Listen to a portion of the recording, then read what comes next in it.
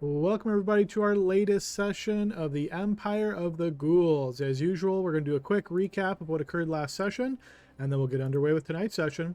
So team, when we picked up last week, you guys had been in Seawall for a little bit of time. You had been in the tavern or the inn, enjoying some beverages and sort of getting acclimated to this very different environment than what you're used to. You're finding that the heat is very sweltering. It's very humid in this area. Essentially, you've been dropped into like a desert climate. And so it's very much getting used to this. The sounds, the sights, the smells are all very different than what you're used to. Early on in this session, the team, you guys decided you wanted to do some shopping. And so also knowing you needed to track down the grave binders, we had a couple of different things happening. First, we had Archgale using some magic to contact a divine agent in order to ask where the Gravebinders could be found, and he was told at the Hall of the Gravebinders in the Grand Necropolis. He shared that information with the rest of the team. Caliban also made his way out of the tavern to kind of just peek around, found one of the guides. These Kenku guides seem to be pretty frequent in this area, or many of them. In fact, when he arrived, he noticed like 3 different ones coming to him, and one kind of waved the other 2 off as it was closer, and then offered its service as a guide. Caliban asked for some specific things, particularly like an alchemist and somewhere perhaps that magical items could be purchased, among other things. The Kenku guide excitedly said, yep, he knew that place and he would take the group there.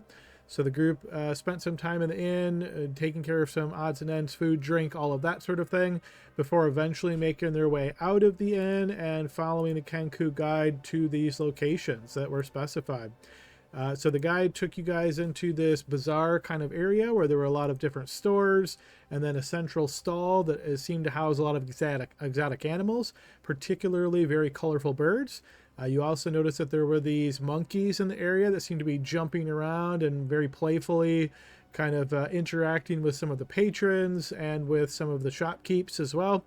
And this drew a little bit of a crowd as some of the locals seemed to be amused by the monkeys' antics. The team spent a little bit of time in that area before being escorted to a very simple looking shop that didn't have any kind of sign, or at least not an elaborate sign, for what presumably was an important shop. Once inside, there was a woman very simply sitting kind of in a chair in this very humble kind of abode. You guys were directed here by the guide, who said that this person was could put you in possession of magic weapons, as that was a request. Upon speaking with her, she indicated that she could do just that, and that she could essentially conjure magic weapons and then make them permanent for a price. You guys did a little bit of haggling with her, and ultimately were able to get a fiery shamshir purchased for Grim, which she first used some magic to make it essentially appear in Grim's hand in like a spectral form to allow him to test the weight and the heft and that sort of thing. Before the purchase was ultimately done and she took possession of the coin, she then seemed to use some additional magic to make it real, in essence, changing it from its spectral form to its more solid form, and then the true weight and heft of it then became apparent to Grim. You guys also inquired about some other items, and particularly a shield, I believe, was purchased. A magic shield was purchased. You guys asked about some other things, and particularly, I believe, one of the questions that was asked by Runak was, could magic be added to a weapon? And she said yes, again for a price. So this seems to be a very potent spellcaster based on all of the individuals you've run into so far. Very skilled in magic item creation and imbuing. And so you guys sort of, I'm sure, marked this in your minds, if not to note that this is something you could visit in the future. She indicated that she would be here.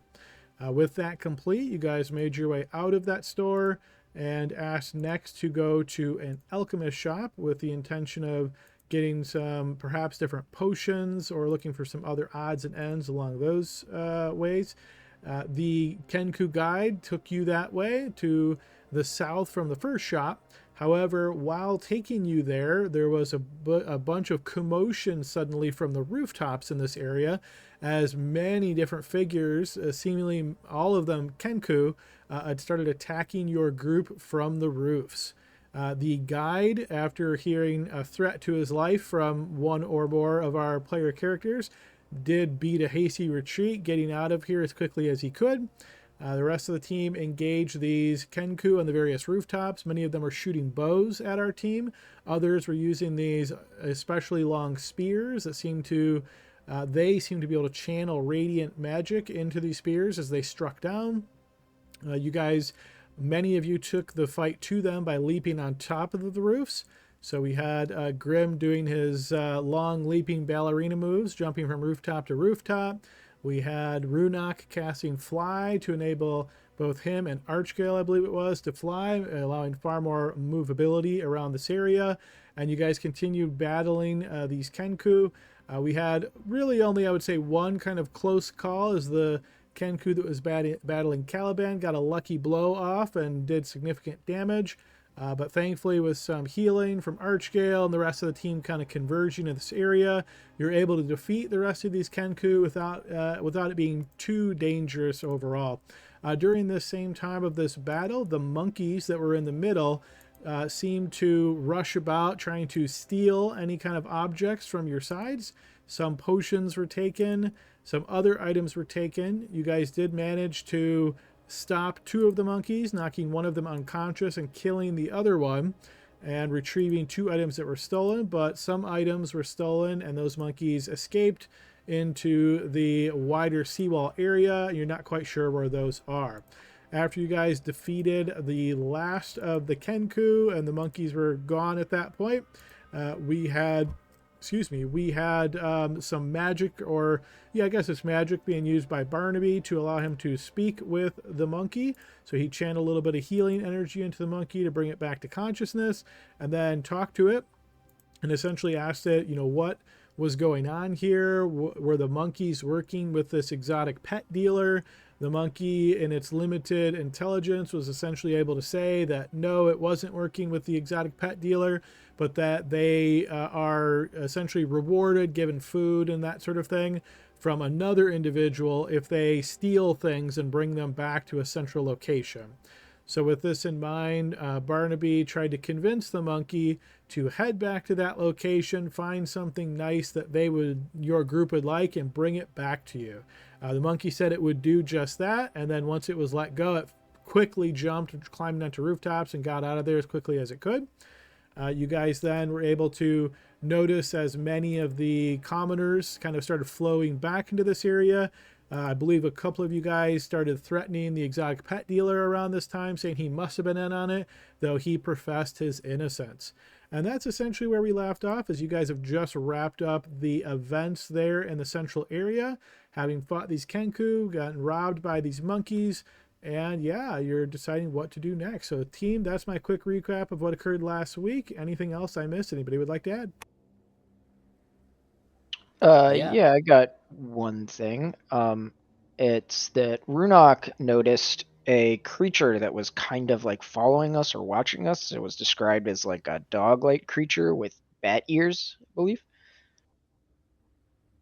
All right, yes, good addition here. That was first spotted when your team used the portal to arrive here in Seawall, sort of at like a park in the city.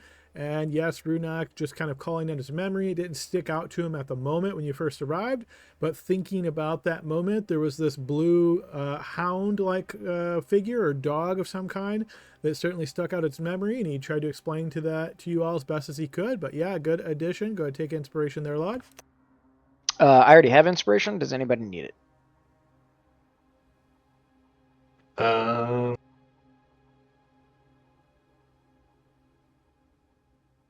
I think I do. I think I used that. I have it already. I think I gave it to basically everybody at the beginning of last session. So unless somebody used inspiration last session, I think we might all already have. Let me do an addition and see if I get mine. So Grim was searching the bodies, and they all had studded leather armor, and then Grim cut a piece from the studded leather armor because it has a symbol of a black talon to it, and I'm assuming that has to do with this gang who's robbing people in the city street. Yes, indeed. Amongst some of these Kenku attackers that were wearing studded leather armor, there was a black talon symbol burned into the armor near the collar. And you then looked for that same symbol on the exotic pet shop keeper and did not find it. But yep, good addition. Go take inspiration, Grim.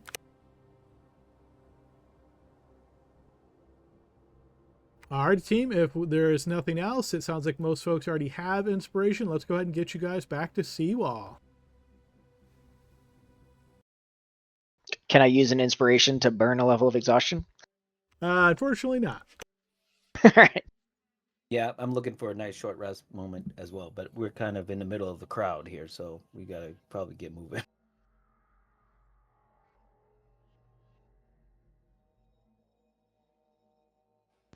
Yeah, we should, get somewhere safe and talk about what's next.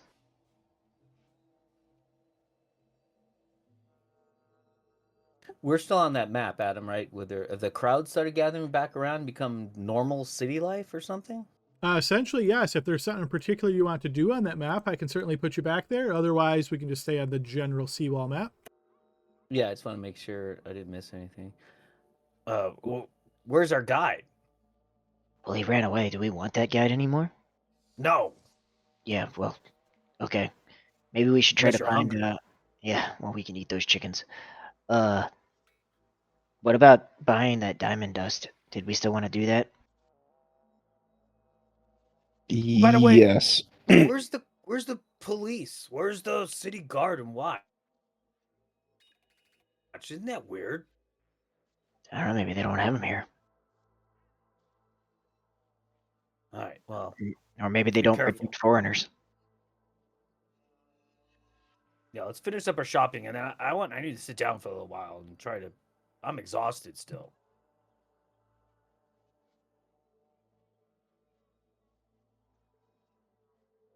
All right, as you guys are here in the central area and you're talking about continuing to do some shopping, not knowing exactly where to go any longer since your guide was threatened and then took a quick way out of here.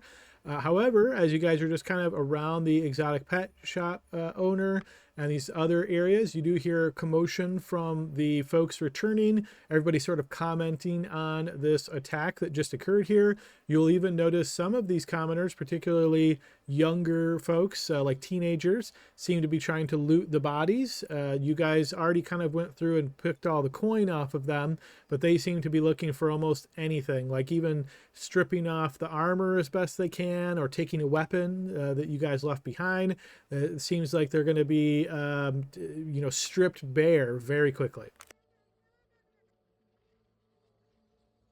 Hey, Mr. Parrot seller guy, where can we find somewhere to buy like some gems?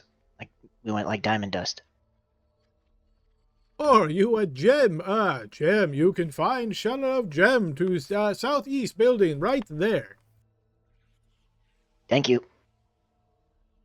He gives you a slow nod, still looking a little bit apprehensive.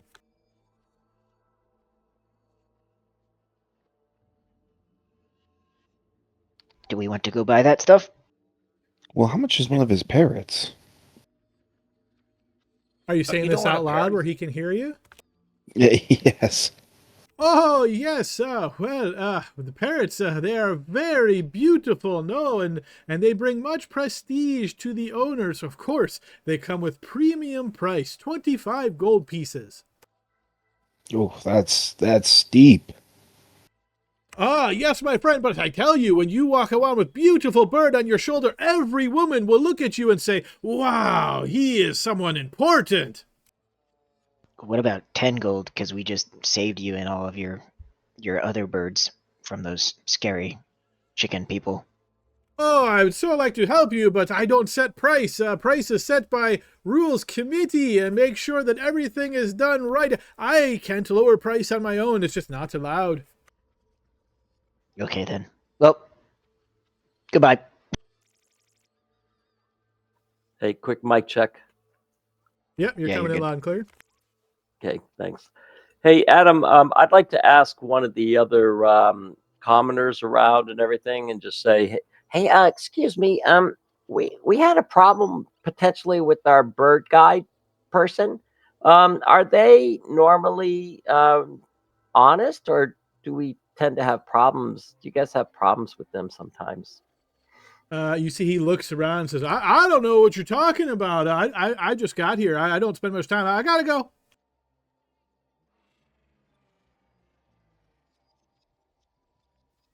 Alrighty. They're probably all in on it. That or they run this area. Yeah, possible. And another thing, Archie, have you ever seen anyone walking around with a bird on their shoulder?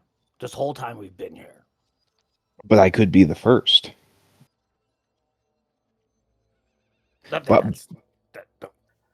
And that's half of a healing potion, so just think about that. Would you rather have a bird or be a little bit gooder? Well, think about it. All of Zobek would be looking at me with this exotic bird. Well, if they're able to be trained, you could use it to like scout ahead, and it could tell you what's up there and stuff.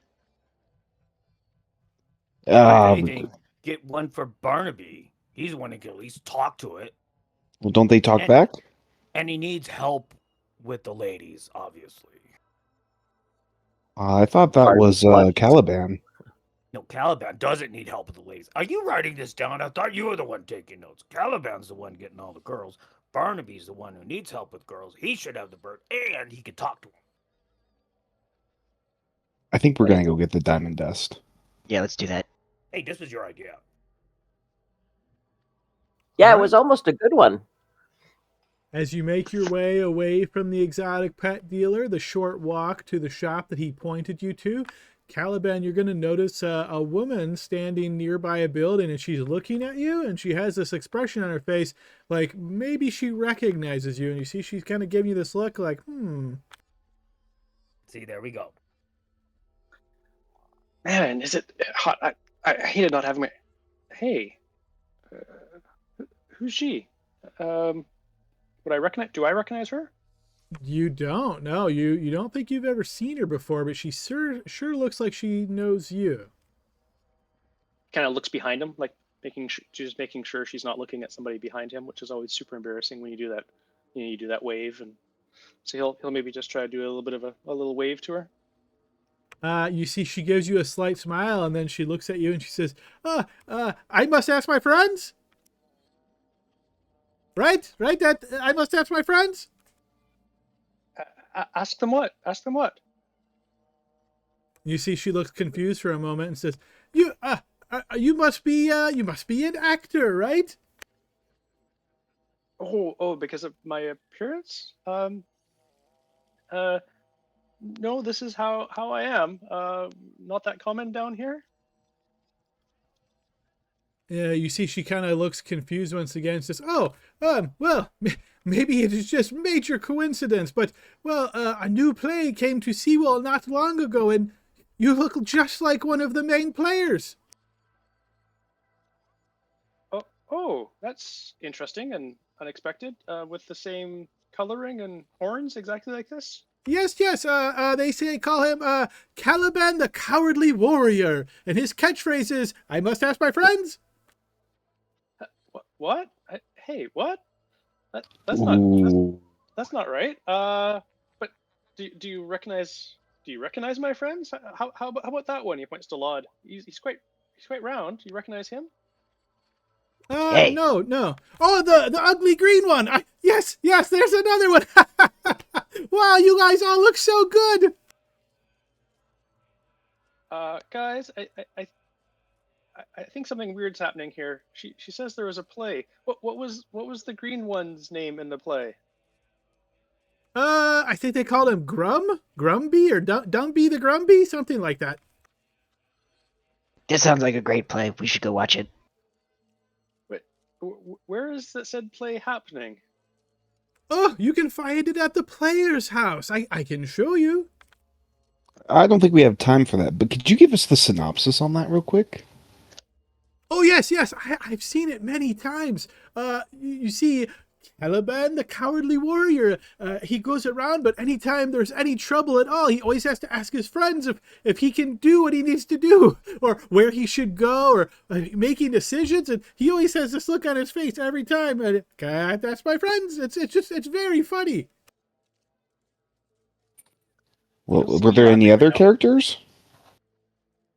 Well, yes, of course. There's the lady who does the talking.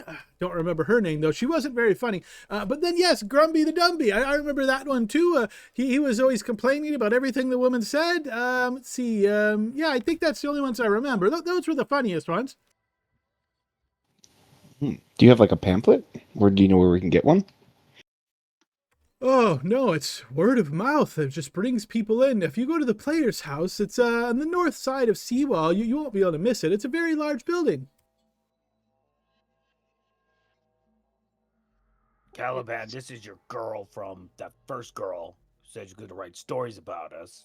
Apparently she's right. Oh no. Neve? Oh no. Yeah, this is your girlfriend. This is your problem. You're the ones that chased her off. Oh, this is terrible.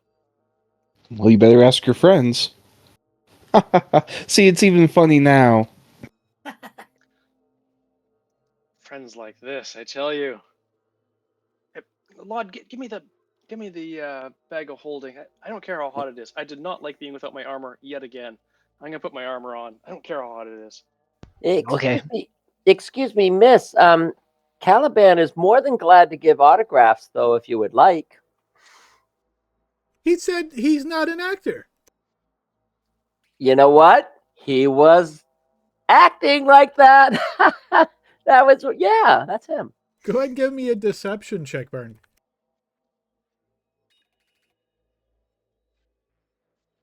She smiles and says, "Oh, so you are totally tricking me then. I see. Oh, can I buy you a drink? I would love to understand how you get your face to look so sad all the time. It's amazing. It's funny, but you actually feel it too. It makes you sad."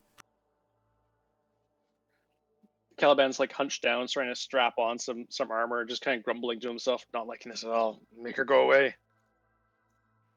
Maybe she can be helpful. Exactly how? Excuse me, miss, do you own this shop here by chance, or one of the shops, or how can we help you? Oh, no, I was just coming to buy some staples for home. When I came in and I saw what was going on here, it was very strange. The Kenku were a little bit riled up, but then I saw Caliban, the cowardly warrior. I couldn't believe it. Stop saying that. It's pretty funny. Now, we had some issues with the Cancun, those bird people. Are they normally like this? Give me a persuasion check here, Barnaby.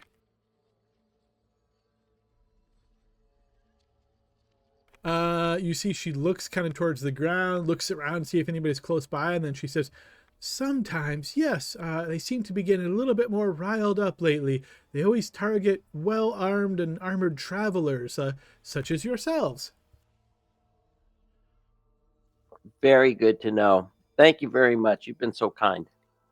Yes. Well, Caliban the Cowardly Warrior, I look forward to seeing you on stage again. It was so nice to see you. Have a great day.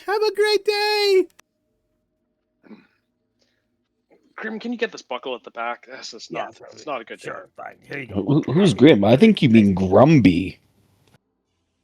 Well, I am grumpy. They nailed me perfect. I mean, I'm ugly and grumpy. Both. I feel like they nailed it on that one. I wonder if they got my jawline right. Are you even in the play? Wasn't very memorable. Well, of course, I have to be like the main character, right? You are a character. Yes, you are correct, Archie. I think we need to go see this play. Well, as much as I would love to, I feel like we should really, really do the right thing and stay focused. Okay, well, we can do shopping and then go to that necropolis. Necropolis sounds like more fun than that play. Yeah, but I wonder if there's... I could some lunch, an hour just to eat lunch and see if I can shake this exhaustion. Well, that's a good point. Maybe we could see an hour of the play. There you go. Oh, it's like a win-win. Let's get the gem dust or diamond dust. We can go to the play, take get out of the heat, sit down, watch a little bit of it. And I'll sleep through the whole thing. Great.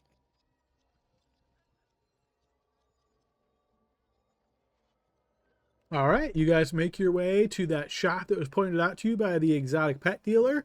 You step up to the door, opening it and getting inside, and notice it is a little bit of a nicer looking kind of shop, a little bit fancier stuff inside. There's a table off to one side where you can see there are these plush cushions instead of chairs. You do not notice a counter as well. There's a man behind the counter.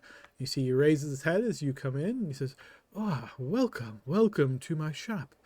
What is it that you're looking for that I can hopefully find for you?" I think we wanted some diamond dust. Oh, yes, I have diamond dust. How much are you looking for? Maybe like 200 gold worth. I see. 200 gold worth of diamond dust. Yes, I have this quantity. If you just hand over the coin, I will grab you a bag with the appropriate amount. Okay. I also have this diamond that we might want to sell. It used to be used to, for magic.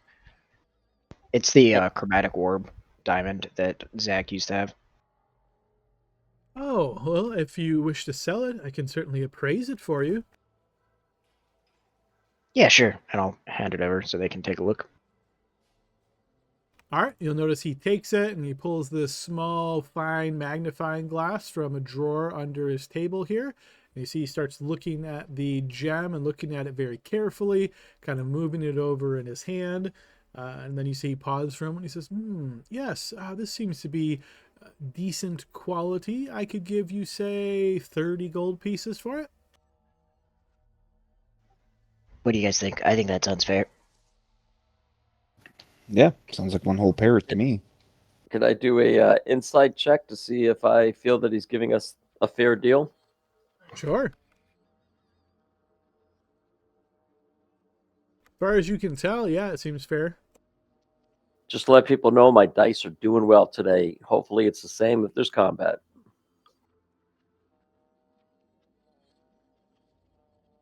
All right, I accounted for that. I think Archgo, the diamond dust is probably something you'd want to keep on you. Yes, I went ahead and added it to my character sheet. All right. I think Is that's all there we needed.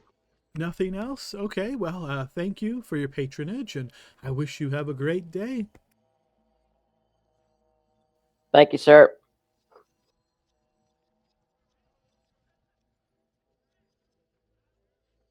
All right, you guys exit out of that building, find yourself back in the center of all this shopping and commotion, noticing that some of the Kenku bodies are now gone. Some of them are still there, but as you're looking around, you see some of them are missing.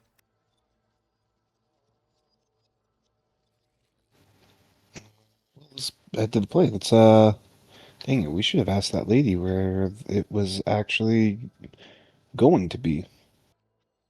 What? The play. Did she say it was at the Playhouse? I think so, but we don't know where that is. Can I find like a random person on the street and try to ask them where the Playhouse is? You're able to do so without much issue. You'll recall that she said it was at the north end of Seawall, and as you ask about the player's house, as she told you, they say, yeah, basically just head straight north until you get to sort of the outer wall of buildings, head to your west, and it'll be the large building sort of central in that area. Thank you. Look, I don't know why we're going to this. Obviously, Neve is upset that we parted ways, and it was because you guys were suspicious of her when she tried to help us out by grabbing the robes. I don't know what you're talking about with you guys. I don't know who this person is. Oh, you'll get to know her really well. See, you know, there's Caliban the coward and Grumbly and oh, it's gonna be wonderful. Weren't you with us, Lod? We thought we picked you up in the party while she was still with us. Yeah, we went to rescue the robes of Adelaide. Do we already have those when we found you? No. Yeah, at the stop because she didn't leave until we got back to Jost. Oh yeah, I do remember this person. Vaguely. And she grabbed the robes and tried to, save them for us. And you guys thought she was making a run for it and got super suspicious. And one of you even knocked her down. And somehow it's come back to be me, all because I wouldn't leave with her. I stayed with you guys. She stole the robes. Wouldn't it be nice to make amends after all this time? I totally forgot about her. Sounds like Grim still thinks she tried to steal them. She swears she didn't. We can't take any risks like that. Do you think I take risks, dude? I can't even knock someone unconscious. So yeah, she's taking the robes. I'm grabbing it. Exactly. See, I'm with Grumbly on this. Yeah, let's go. All right, you follow these directions as best you can, making your way through Seawall proper, noticing many different people in this area. You notice that there are some what you might deem as shady kind of characters in various alleys, that sort of thing. They don't seem to be heavily armed or armored, but just kind of watching you carefully. You notice they watch your kind of comings and goings as you move from different street to different street. It makes you realize that, you guys certainly stand out here, not looking much like the locals based on your attire and just your group's makeup. But yeah, you guys keep making your way through the streets, and sure enough, after about 5 minutes of walking, you find this large building, and you see in very fancy script, it says the Player's House. I'm excited. Let's go in. All right, as you make your way up to the building a little bit closer, you will notice that there is this sort of sign that is on the ground. So think of this as a almost like a V shape with both tops of the V on the ground, but the sign has some writing on it, and it says next show this evening at sunset. Oh, look at that. So not till sunset. We can't waste time like that. What time of day is it right now? It's probably like 9 in the morning or so. You guys exited from the inn after rest and recuperated, just did some shopping, got into one battle. So yeah, still pretty early, 9 a.m. or so. Oh, okay. Well, I guess we can just come back here later. Let's ask about where the necropolis is. No. Let's ask about second breakfast, right, Lod? Yeah, I like breakfast and maybe a beer. Yeah, second breakfast. Hour. I need to rest. I'm exhausted. So is Chubby here. Well, maybe we can ask the barkeep. Yeah. See, there you go. I bet you there's an inn nearby even. I could use a drink after all this. You sure you didn't want to ask your friends about that first? I tell you, somebody's gonna taste a blade by the end of this day. All right. As you guys look around for a nearby inn, you do find one that's about a stone's throw from the Player's House. You can see that there is out front a couple of cactuses that seem to mark either entrance, so like a door and cactus on either side kind of deal. You notice the door opens kind of frequently as people seem to be coming in and out. Right Hello. there. Let's go. Do you have bacon and beer? I want those. All right, so you make your way inside. You notice that there are quite a few people here. The staff seems to be cleaning up pretty quickly. You notice that there are some like messes on the wood floors. They seem to be cleaning up. A lot of other people just kind of sitting down to food, primarily breakfast. You approach the counter asking this question, Lod, and you'll notice the innkeeper, who seems to be a pretty portly fellow with really deep black hair. You see, he looks down at you and says, "Oh, yes, we can bacon, you said? What, something to drink?" Yes, beer. Beer at this time of day, but that's my kind of fellow right there. Let's have a seat and I'll have it right on over. Why, thank you. He gives you a friendly smile, and you see he turns to talk to some of the other staff. Oh, before you run off, have you had a chance to catch the new play? You see he looks back to you and says, of course I have. That's why so many of the patrons come here. We're so close to the player's house. It's a hit. Everybody's been coming in. They've been really enjoying it, and they love chatting about it after. Could you tell me a little bit about it? I've heard about two characters, this Grumbly and Caliban the Coward. Could you tell me any others, or what happens in the play? Oh, I don't know how much they're going to want me to do that. You kind of have to experience it. I could try to tell you a little bit, but it probably won't do it justice. But yes, the main character is Caliban the Cowardly Warrior, as you said yourself. He's like a real shy fellow whose shoulders always kind of seem to be pointing inwards, and a lot of times he kicks his foot on the ground like he doesn't really know what to do. And, every time this big decision gets presented to him, he's always like, can I ask my friends? And it seems like he's just not really confident in himself. So it's a lot about that character. And then there's these other like supporting characters around him. But it's a good laugh, and maybe it's got a good message for the little ones too. Oh, well, what's the message? Well, if I had to break it down, I guess I would say confidence. You have to have confidence in yourself, right? You don't want to be a Caliban the Cowardly Warrior. And you see, as he says this, he actually spots Caliban. He's, see, you should ask this guy here. He's even, are you in the play, sir? Or are you just dressing up because it's such a good look these days? I am probably the inspiration for said play, but she has it wrong. Except for the fact that me being main character. My supporting cast here will have a round of beers. Yeah, sure, of course. Yeah, you must be the inspiration, as they say. The muse. All right, a round of beers it is. Will you be covering the cost of this, your excellency? Since I'm the main character in this here story, yes, I will. And anyway, any idea where the playwright, where we could meet the playwright of such a fantastic work of art?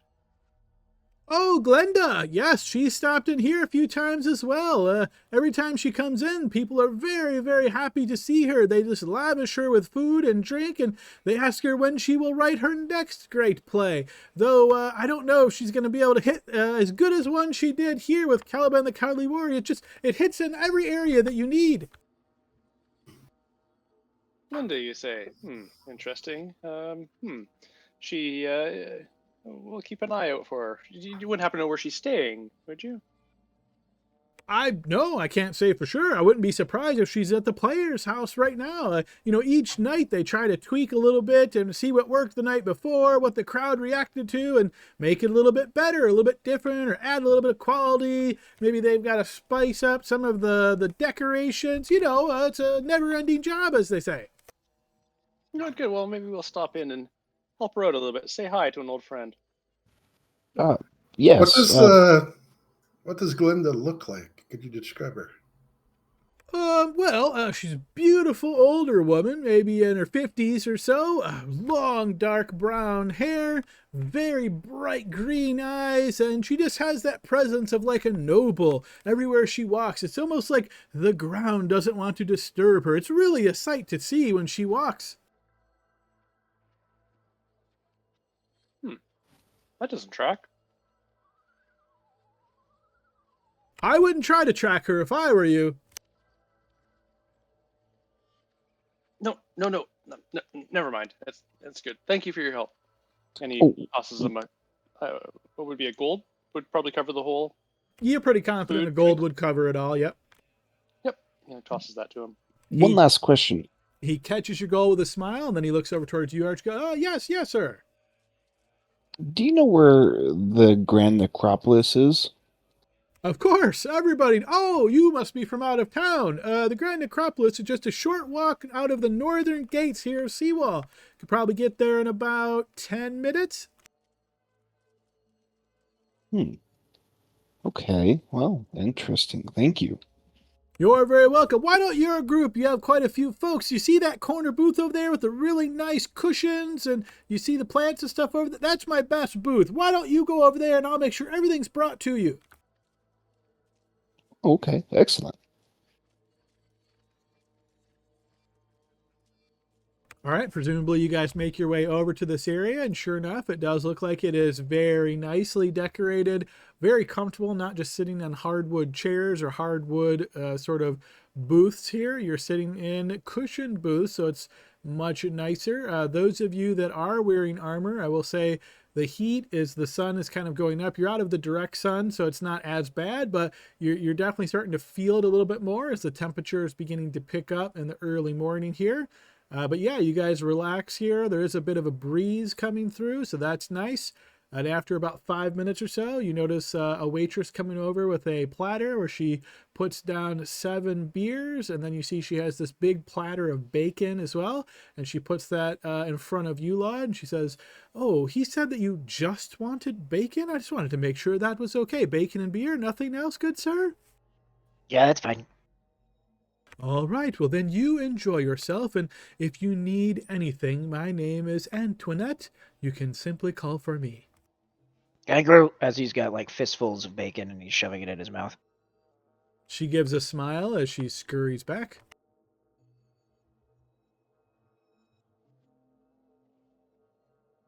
All right, guys, other than eating some bacon here for Laud or drinking a beer if you choose, is there anything in particular you guys want to do here other than pass some time to allow Grim to try to shake a level of exhaustion? All right, hearing nothing, we will say an hour has passed by as you're resting and relaxing here. If you wish to spend a short rest, you can make that save, Grim. I will also regale the group with, some inspiring words, which is the 14 temp HP to everybody. Except me, right? Or do you have that extra now? No, yeah, it is everybody but you. Sorry.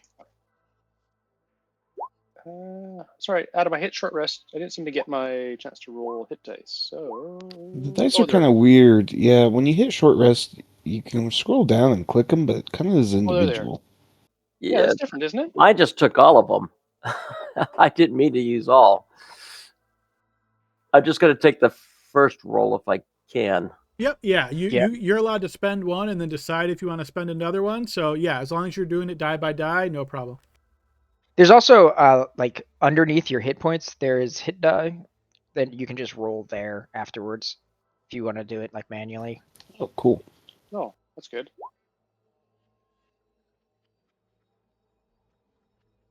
Yeah, that's how I keep track for my feet. Yep. Does anybody not have inspiration right now?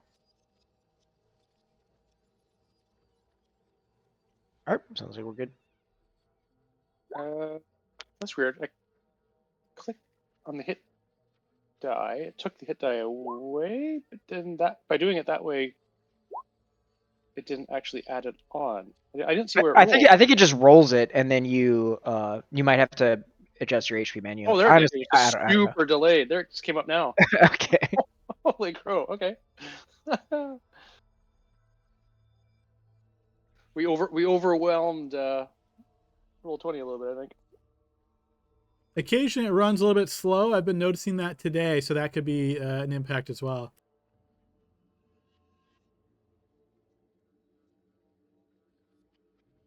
All right, so this hour has passed. You guys have spent some hit dice, a short rest, recovered as much as you can there as you wish to. Anything else you're doing here in the inn?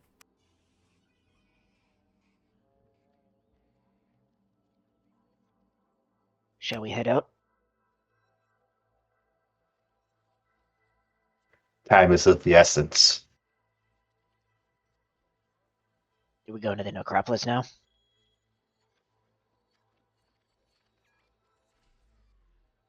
I think so. That's the mission, right?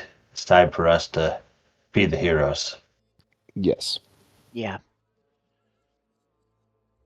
All right, so with what you have on you, you guys make your way toward the northern gate. You're closer to there than you were when you this morning, of course. So it only takes you about a minute or two to get to the northern gate. Exiting the northern gate, you find yourself out in the desert proper after a couple of minutes walk. You notice occasionally a scrub brush here or there, maybe cactuses off in the distance, but for the most part, you're seeing sand, sand, and more sand.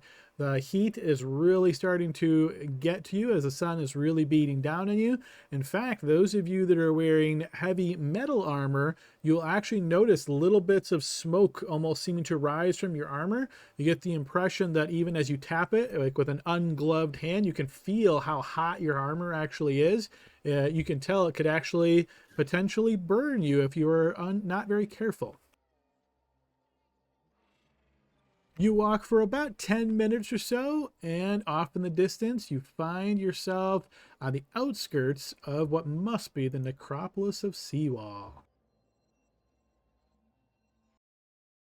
All right, this is going to be a little bit different. We don't usually use fog of war. This is an old school way of doing this, but because you guys are all together as a group and you're looking at a larger area, I thought this is the way we would do it. So what you're spotting here is you guys are coming from this way. So Seawall is about a 10-minute walk to your south. You can get an approximate idea of how far a distance is using this little scale here. This is the outer wall, which presumably once you walk inside, you're in the necropolis itself. It is currently daytime, of course, maybe 9:30 or getting closer, or actually no, probably closer to 10:15, 10:30, something like that. A sun high up in the air as you guys are making your way to the necropolis.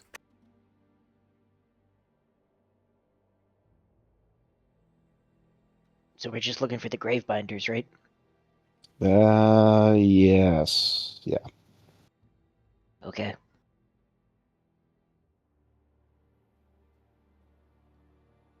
I guess let's go. All right. I'm gonna not say much to them. Just a heads up. I'm afraid that they might have a bad reaction to me. I believe in you, and I'll bardically inspire you. So for the next hour, you've got that extra D8 if you need it.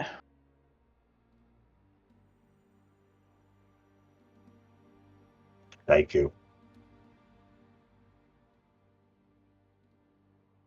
All right, you make your way in through this sort of outer wall, and what you notice pretty quickly is what looks to be graves off in the distance. You notice what must be mausoleums here in this direct area right when you enter through the wall. Some of them are more elaborate, others look to be a bit more basic or a bit more humble in their appearance. But yes, you notice the road moving through the Grand Necropolis seems to stretch and kind of twist as it goes to the north here. And yeah, you're seeing lots and lots of graves and sarcophagus. Is there a particular direction that you're wanting to go?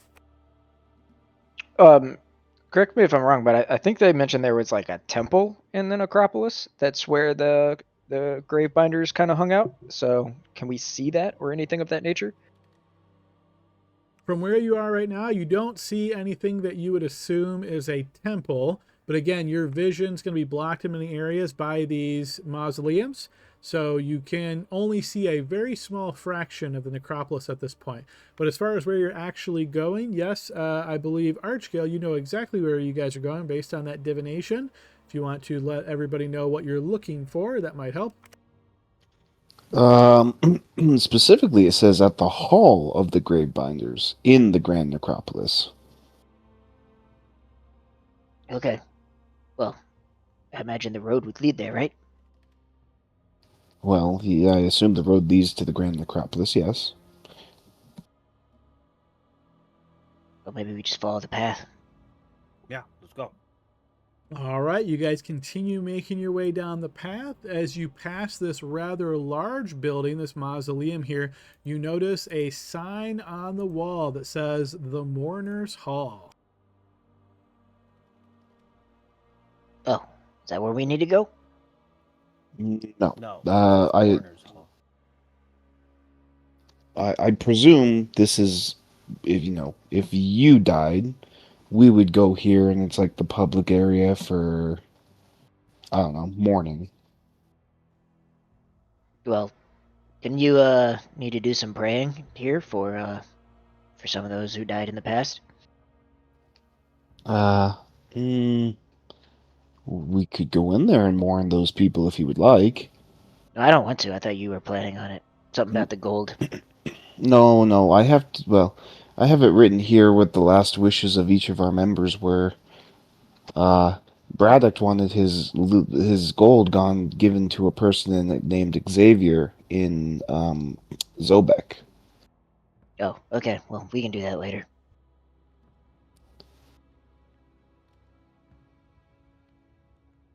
Should we keep going? Yes. Yeah, of course. All right, you guys continue moving down the main thoroughfare here in the Grand Necropolis. You're noticing essentially more and more of the same in this narrow bend. More mausoleums, more graves off in the distance. As you continue moving down this path, you spot another path that seems to go to the west. They are about of equal size, the path you're on now and the path to the west. Looking at some of these mausoleums, are they all denoted to the same deity, or do each of them differ at all? You definitely notice many representations of Anu Akma in various symbols on the mausoleums. That seems to be the most prevalent one. You might spot, if you spend some time looking at either the graves or the mausoleums themselves, you might spot some other symbols as well. But yes, the vast majority seem to be having symbols of Anu Akma.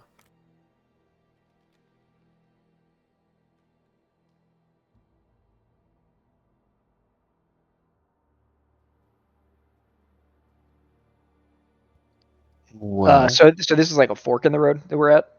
That is correct, yep. So you could either continue going to the north or you could go west. Is there any like signage or anything that might help us identify the correct direction to go? Give me a perception check here, Lon. In fact, you notice on a colored stone on the ground, a little bit covered with dust, but you notice some rather large letters pointing to the west. As you go there, kind of briefly wipe away the dust with your boot, you notice it says Heroes' Graves to the west. Heroes' graves to the west. So, I mean, that's not the hall, but I don't know. Maybe that's where they'd be hanging out. Hey, Adam, looking around, is there like a big building that stands out in the skyline? Give me a perception check for that, Grim. In your immediate vicinity, you're noticing multiple larger buildings. The closest one to you, as you kind of scan that way, you notice there's a larger building out this way. There's also some medium-sized buildings out this way. Some out this way. So nothing that stands out as all that unique so far other than the Mourner's Hall. All right, well, don't go west. Go the other way. So north. Yeah, keep going north. We're still looking for the Hall of Gravebinders. That seems to be where we need to go. Okay, north it is. All right, you guys continue making your way to the north, where another path opens to the west, and now a path opens to the east. Following up on what Laud discovered before, you look for any signs on the ground. You find another one that says Hero's Grave to the west once again, and you will notice there is these pillars to the north that seem to line the road, one after the other, right? And it's sort of standing vertically there. They kind of stick out more than anything you've spotted other than the Mourner's Hall. Like we go between the pillars. Seems like it's leading us to something. Yeah, I guess we didn't care about the heroes, right? So we just keep going north. Yes. All right, you start making your way through the pillars, and you notice an eerie silence in this area. It seems to be quite quiet. These pillars are built right next to each other, so even the wind, when it blows, doesn't seem to go through here, creating almost like a tunnel of stillness. Very, very quiet. You guys make your way through here, keeping your eyes peeled, seeing what you can see, and eventually you find yourself approaching another junction here. You can see that there is a path to the west and a path to the east as well. Again, doing the same kind of deal. You'll notice a sign to the west. There's actually two of them. One says Caliph's Tomb, and the other says Hall of the Gravebinders. Oh, well, that's where we're going. Let's go that way. I agree. All right, you start making your way to the west. The aforementioned Caliph's Tomb seems to stick out here. It's a larger building than most of the buildings you spotted so far. I'm going to go ahead and reveal that. The road itself continues going in the direction, and you start seeing more information here as far as stones, graves, that sort of thing. Off in the distance, you notice a larger building out to the west. Are you guys continuing until you find what you presume to be the Hall of the Gravebinders? Yes. I think so, yeah. All right, I'm going to go ahead and advance you guys a distance then. As you guys continue traveling this path, you've probably spent about 10 minutes or so now here in the mausoleum. And you get to the end of this path. As that approximately 10 minutes or so is up, you find the outer wall here. And you also notice a rather prominent building just off of the path. Who would like to roll a die for me? Our leader would. I'll do it. Please roll me a D100. Okay. Yeah, you make your way down to this area. You're right at the western side of the entrance to the Grand Necropolis, and you notice that this hall, there's a sort of like a plaque that says Hall of the Gravebinders here. You're pretty confident you've found what you're looking for. We should go in, I guess. Archie, this seems like your place, so maybe you lead the way. Sure. What does the outside look like? Is there a door or anything like that? Is it just open and we can just walk in? No, there is a door. In fact, you notice that there is a portcullis down in front of the door. Is there any signage up anywhere that says like go away or anything Nope. like that? Other than a sign that says Hall of the Gravebinders, you don't notice anything else. Okay. I will walk up to the portcullis. All right, the portcullis is down. You could reach your hand through the portcullis if you wish, and you see that there is a wooden door on the other side of the portcullis. Sure, I will reach through and knock on that. All right, you knock, and you hear the sound of your knock kind of echo out a bit, and then it takes about 30 seconds or so before you notice a previously undetected slot in the door suddenly opens at eye level, and you'll notice these grayish eyes looking out at you, and you hear a woman's voice say, "Wow, you are quite brave. What is it that I can help you with?" We are here to see the Gravebinders. Well, you have found them. What can I do for you?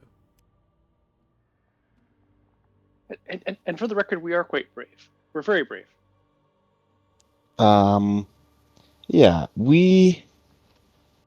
it's kind of a long story. Do you want us to stand out here and tell it to you, or do you want the very brief version of it? Give me the brief version so I can determine if I need to invite you in or not.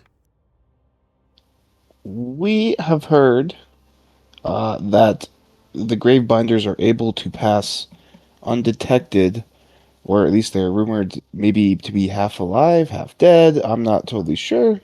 Regardless, we are seeking to understand and potentially gain that ability. You notice she smiles slightly and says, "Oh, yes, you should come in. Just a moment." You hear the sound of locks being undone, and then moments later, the door is opened. You see she starts cranking a lever on her side, and you notice the portcullis raising slowly, slowly, slowly, and then it is fully lifted. And she motions with her hand. She says, "Please, come on in." I enter. Okay. All of us or just him?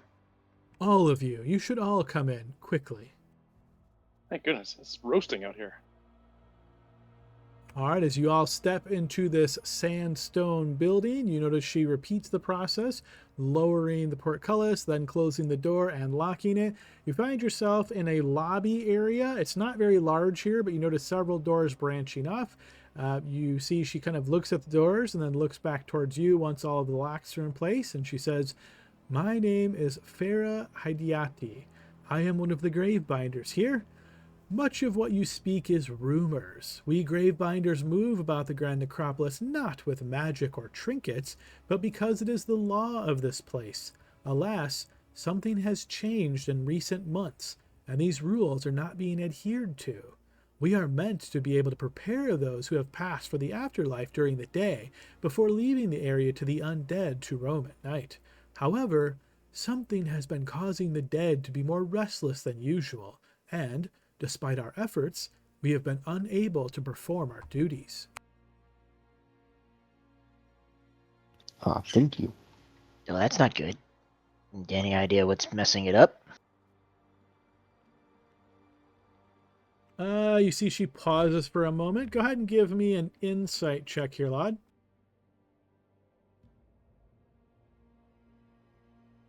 You can see she's trying to decide how much to tell you, but you'll see she pauses for a moment and then wipes her mouth with her hand, and she says, "I can't say I know specifically what it is. If I did, I would be trying to take care of it.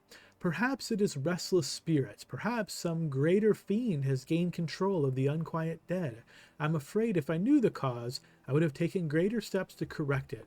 Any assistance you can provide will be most helpful."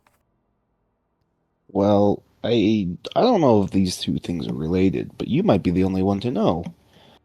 Our friend here, over there, that one, yep, said that they saw a wolf or a dog creature in this direction, I think. Isn't that right? Could that be the thing disrupting everything going on here? I don't Yeah, he know of what you speak. It is hard to say. Oh, He it's said it not was really. a dog person thing with bad ears. Wasn't it blue? Did you say it was blue? It's not really my experience to speak for, but I think if anything is to be spoken about it, now would be a good time.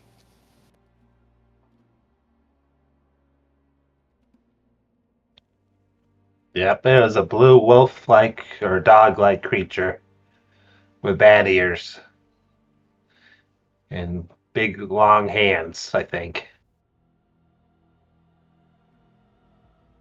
You notice she pauses for a moment and she says, "That's very curious description.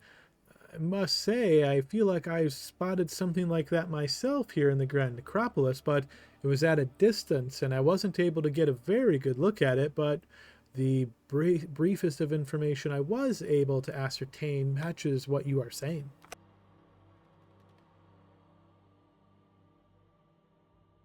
When did you see it? It must have been 2 days ago now? Is that about the time we showed up? We got here yesterday. We've been sort of fighting back the tides of the undead in the north, and when we were coming down to learn from you, something knew we were traveling it. It tried to interfere our way, so I wouldn't be surprised if it expected us to arrive. Hopefully we've not brought darkness into your town. The darkness that is here has long been here. As I said, it is no longer following the law of the necropolis, but I can't imagine that your arrival is what has caused it, as this has been going on for some time now.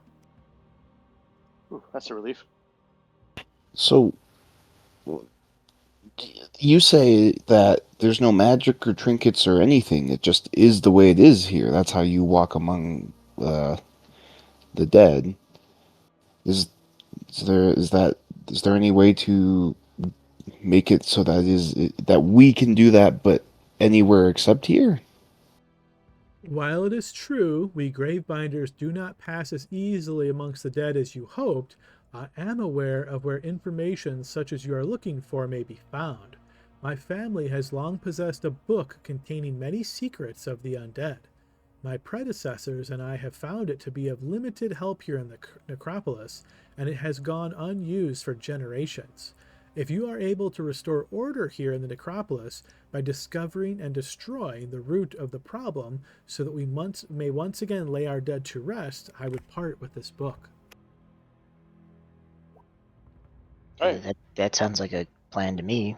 Where do you suggest we start? If I knew that, I probably would already be looking there. I'm afraid I don't know where this is coming from. Obviously, it's something here in the necropolis, though. Maybe, Archie, can you talk to your deity again and maybe find out? I can't. Well, there are limitations to that, is what I will say. Oh, okay. As in, if I ask too much, the gods will just ignore me sometimes. Is it safe to say that it's extraordinarily dangerous at night here? Yes, that is safe to say, and I wish I could say that it was safer during the day, but the undead are no longer obeying the law, so it is just as dangerous during the day as it is at night. Huh. We didn't see anything when we came in, but maybe we should just poke around. And any direction in particular we should look in the necropolis, or just a bit of a patrol? A bit of a patrol to see what you can see would be beneficial, and I suppose I should amend what I said earlier. There are some undead creatures that don't like to come out during the day, of course, in which you won't see them, but if you saw them at night, of course, they might attack you. In the daytime, even if you were to walk into one of the buildings where they existed, in the past, they still would not harm you because that was the rule. That was the law of the necropolis. But now I'm afraid that law is not being adhered to. So if you should stumble upon them, they will certainly attack you. Do you think it is possible that somebody broke the law first, which then emboldened the undead to now break the law? That is possible, though I don't think such breaking of the law by one individual would cause all of the undead to break the law. Do you happen to have like a map of the area so we can kind of figure out where we might want to go and how to get back here and all that kind of stuff? Yes, I could certainly show you a map of the area. We have some limited writings of the areas. I can't say that everything is fully documented here, but let me show you what it is that we have. Okay.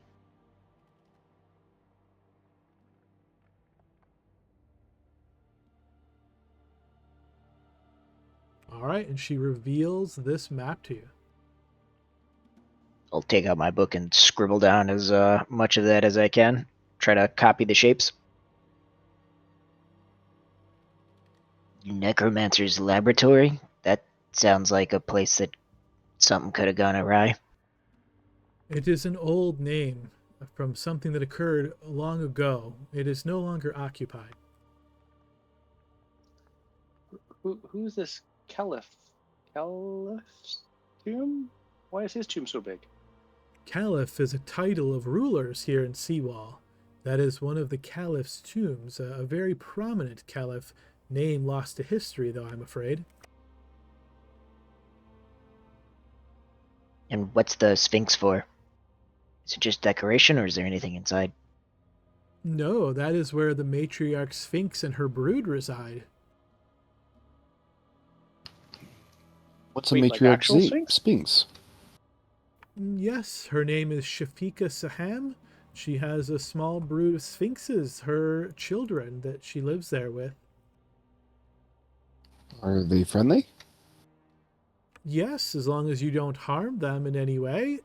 She is quite knowledgeable. In fact, I have relied upon her wisdom in the past many a time.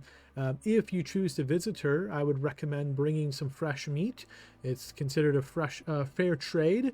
You provide the meat for her and her brood, and then she'd be happy to talk to you, I'm sure. Runak, do you have any extras?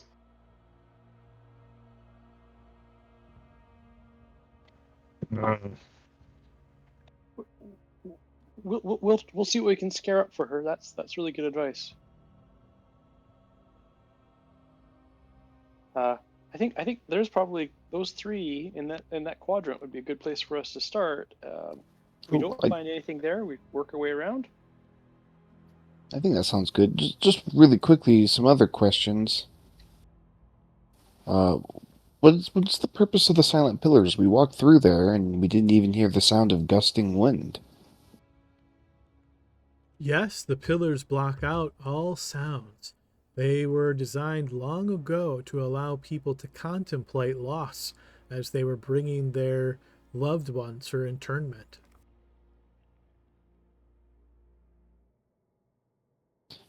So I take it there's some kind of path you walk. So maybe you start at the mourner's hall and then walk some steps and contemplate the loss?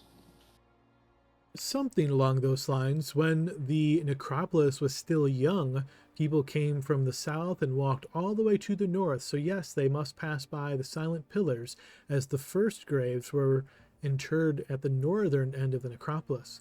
But of course, as it has grown, it has sprawled and its uses are much more expansive than they used to be. So some internments, the individuals arriving don't even have to pass through the silent pillars. You Okay. mentioned some creatures that tend to walk. Is there any area in particular they tend to congregate, or the scarier ones are at? I can't say. When I've spotted any of them, I've made quick work to get back here to safety. You might be able to get more information on that from Golmesh. Who's that, and where are they at? Golmesh, our resident gravedigger, knows much of what happens here, but I'm afraid recent events have him being rather reclusive. You could pay him a visit. If Shafika Saham were here, she might be of assistance, but I'm afraid it seems she may not be there if you visit her during the day. Her brood might be able to provide some information, but as I mentioned already, I'd advise bringing an offering of fresh meat before approaching them. As far as where you can find Golmesh himself, his home sits against the Sun Gate on the eastern wall of the Grand Necropolis. Sort of by the Patriarch's tomb? Correct. And what is the Patriarch's tomb?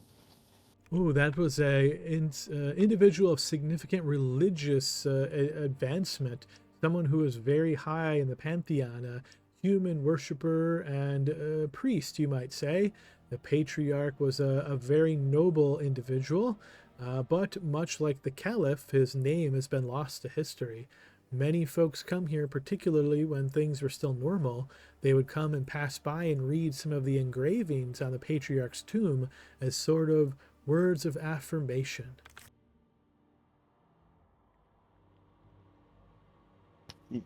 Another place we could go look? Maybe there's some good advice for us. Yeah, maybe we should go talk to this Golmesh. That too.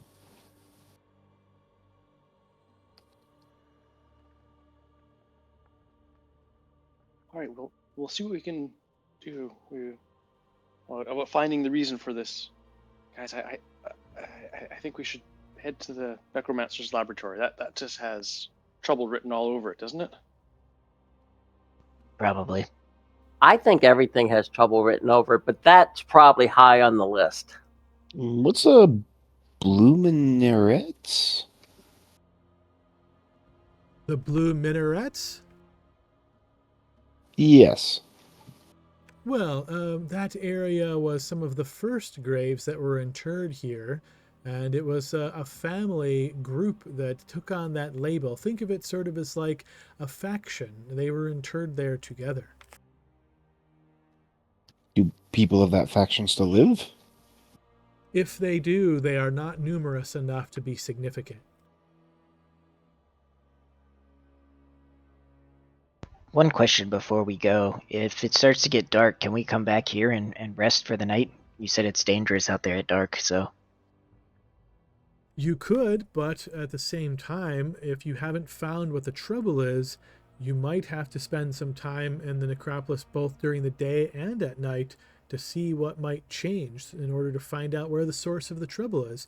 But of course, yes, if you find yourself in danger, if I can get you inside of the building before the undead are at my doorstep, then I might be able to get you in here. Keep in mind, however, that because of the greater danger, if it truly is full night, I won't be here, as us gravebinders leave before sunset and we make our way out of the west gate to our homes that are away from the necropolis. The trouble with the undead seems to be contained here in the necropolis. So far, the undead haven't moved beyond the necropolis, so if you simply exit the necropolis, you should be safe. Oh, okay. That's good to know. I'm trying to remember. This kind of reminds me of when we were up north with all those undead dwarves. Didn't something change after we disrupted the wedding? Yeah, they kind of just let us pass. Yeah. Is there? I wonder if something similar is occurring here. Yeah, there seems to be plenty of places that some kind of ceremony could be happening, or some magic, maybe the laboratory. Are you familiar with Minera, Vardasane, and Charnobog? To some extent, of course, they are deities that are associated with darkness and death, and that is, of course, some of the areas that I am familiar with through my worship of Anu Akma. When we were up north, there was something called a blood wedding, where seemed like those three were trying to unite. Once we stopped it, the undead didn't bother us, or at least these dwarves of undead. So I wonder if something similar is happening here. Maybe. I cannot say, though perhaps this experience that you've had from up north will serve you well in locating the problem here.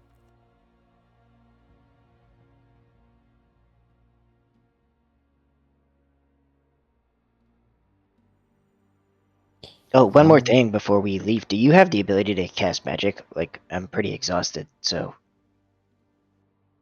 Not to help with exhaustion, I'm afraid, no. Okay, thanks.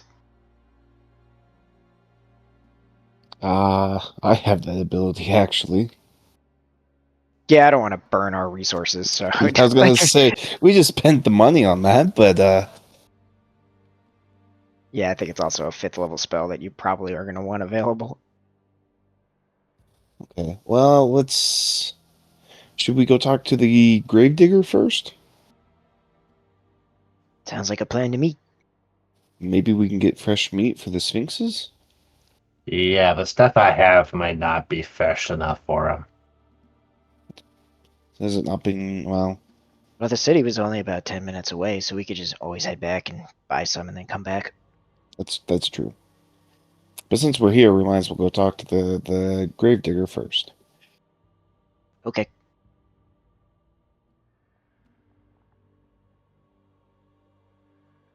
Well, we thank you for all of your help. We will see what we can do to solve the issues here. I thank you for your efforts. Let me open the door to allow you to exit. And you'll see she starts on this process of unlocking the door itself and then cranking the portcullis up to make the passage clear. You'll see she glances outside quickly, and then she says, "The coast is clear for the moment." All right, let's go, guys.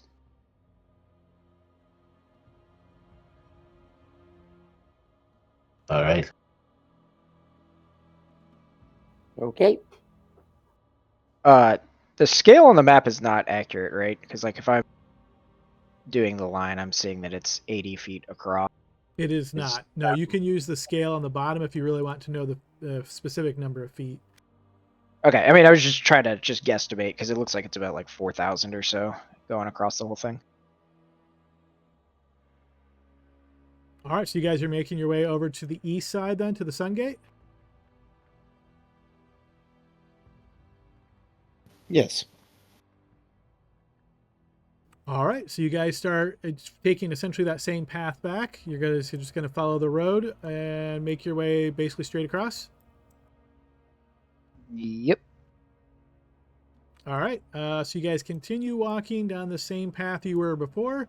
Now with benefit of the map that you spotted and looked at that Farah was able to provide to you, you're looking at these paths a little bit clearer, knowing that you know kind of what is in these different areas.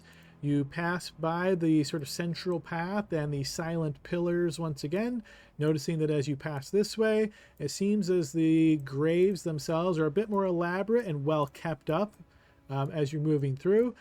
Off in the distance to the south, you do notice some movement. It is pretty far away, but it is down in this general vicinity, maybe about 500, 600 feet away from you down in this area.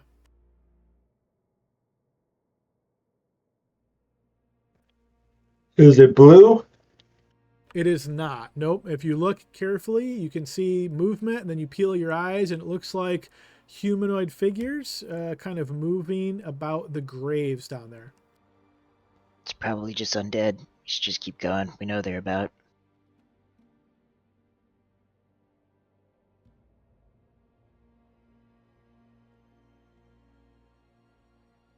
All right, hearing nothing else, I will assume you guys continue on the path. You keep walking and find yourself passing by the Patriarch's tomb. Again, a very elaborate and fancy looking building compared to those right about it. You've spent a bit of time here in the necropolis. Who would like to be the next person to roll dice? I can. All right, please roll a D100. All right, you continue moving along the path here. As you get by the east gate, you notice a small but looks to be fairly well enforced or reinforced shack built here against the wall.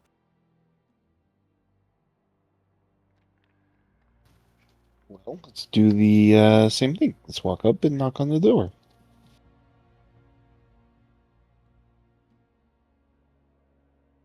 All right, as you head up to the shack and you knock on the door, you don't notice that there is a portcullis on this one, but you do notice that little slot in the door. You see it opens and the face fills the entire slot. You notice right away sort of a yellowish greenish skin to this humanoid individual, but you can't make out much else of its appearance because essentially you're just looking at its, nose bridge and eyes kind of deal. And you hear, yes? Hi, are you, Golmesh? Farah sent us and said you might be able to help us to, figure out what's going on. I am Golmesh. I don't know if I can help you or not. I'm not leaving. No, not leaving. Dangerous out there. Well, can we come inside then? Maybe talk to you? No, I don't open door, no. Well, it was mentioned that it's getting more dangerous and we're trying to figure out, what's going wrong and maybe where to look to get started to try to put an end to it so it's safe for you to come out. Oh, I can tell you. Go look in the citizens' graves. Last time I was there trying to dig, they came after me, but I was fast enough to get back here before they followed. What is they? The restless undead. Normally they're content or they just kind of stand around and they don't do much, but something has them all riled up. They saw me and they started coming for me.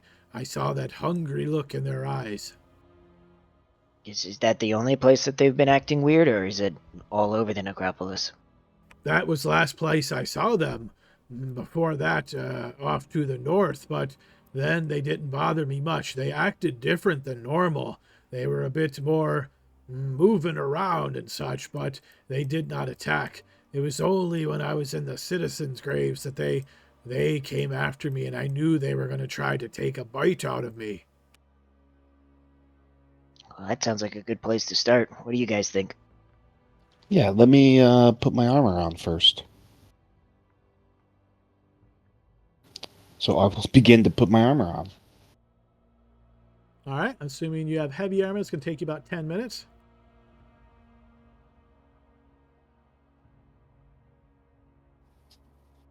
Ask him some other questions while we're here. Have you ever been in the Caliph's tomb or the Necromancer's laboratory? No, they are sealed. You can't go in. Oh, are all of the big graves and things sealed? You notice he pauses for a moment and you see his head kind of sags. They should be. You mean like they got opened? Like Well, grave robbers, or like they left? you see he slowly nods. Yes, grave robbers always a problem here in the necropolis, but before they make mistake and the undead take care of them and I don't have to dig their graves. But who's to say what is going on now? Maybe they got in somewhere they weren't supposed to. Oh, so maybe we should be on the lookout for one of these graves or mausoleums that's open. Could be something in Yes, there. yes, that makes a lot of sense.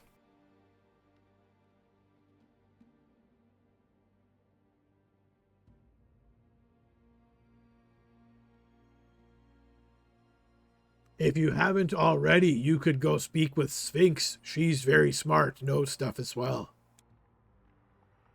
Yeah, we were told to go talk to them. Maybe we should do that too before we go to the graves. One last question. Have you... Hold on, let me grab this shoe tie here, tie that buckle. Have you seen a blue-looking dog with bad ears and long arms? Off in the distance, usually? You see he kind of blinks. Yes, I did see that. What is it? I don't know. But when did you see it? Yesterday, saw it. Yesterday after, no, before, yes. I saw it and then started heading to citizens' graves, and that's when they looked like they were going to bite me. So I came back this way. Yes, before, during day. It was very strange looking. I didn't know what it was. I'm sorry, you said you saw multiple and up close? No, one dog, one creature like that. But then the other creatures, like I see it off in the distance, and I say, what is that? And then the other undead nearby, they turn and look, and they get hungry, and so I say, oh, I go home, and then I come back and close the door and bar it, and sometimes they scratch, but I'm safe inside.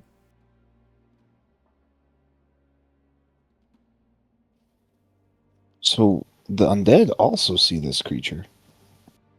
I don't know what they see. You said, okay, got it. Hold on, there's a follow-up question I have for this. I just need to remember it. Yes, I actually remember. Do you know the time of day that you saw it? Was it dusk?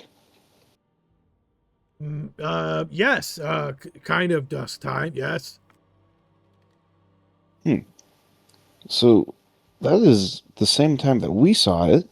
That's the same time that Farah, if I'm saying that correctly, saw it. It's 3 people all at dusk. I haven't spoken to Farah since all the problems started. Don't want to risk going across the path. Well, that's the problem, is that dog. That's what it caused the problem. Kill dog, fix. Maybe. Maybe.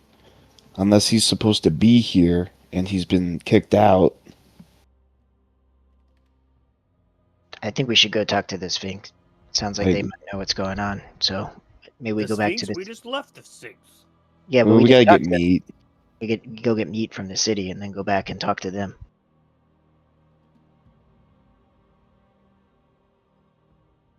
Would the map that was given show us like the kind of the outskirts, and so that we could just kind of walk around and outside and not get ambushed by stuff if we're going back to the city?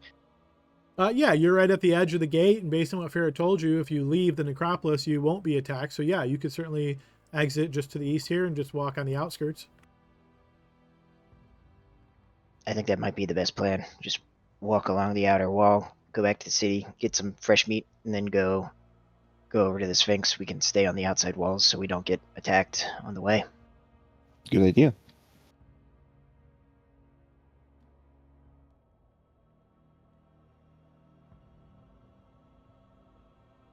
Well, if there's no other questions, I thank you for your time. Yes, I hope you take care of problem. Would like to go dig graves again. No, a quick question. Citizens' graves. I'm sure those are just like citizens, but like the scholars' graves, would those be like spellcasters? And then there might be undead spellcasters that are in that area, and in the heroes' graves, those would be really like guys like me who are strong, and then the necromancers might be different types of undead based on the areas. I don't know. I some names don't always mean what's there.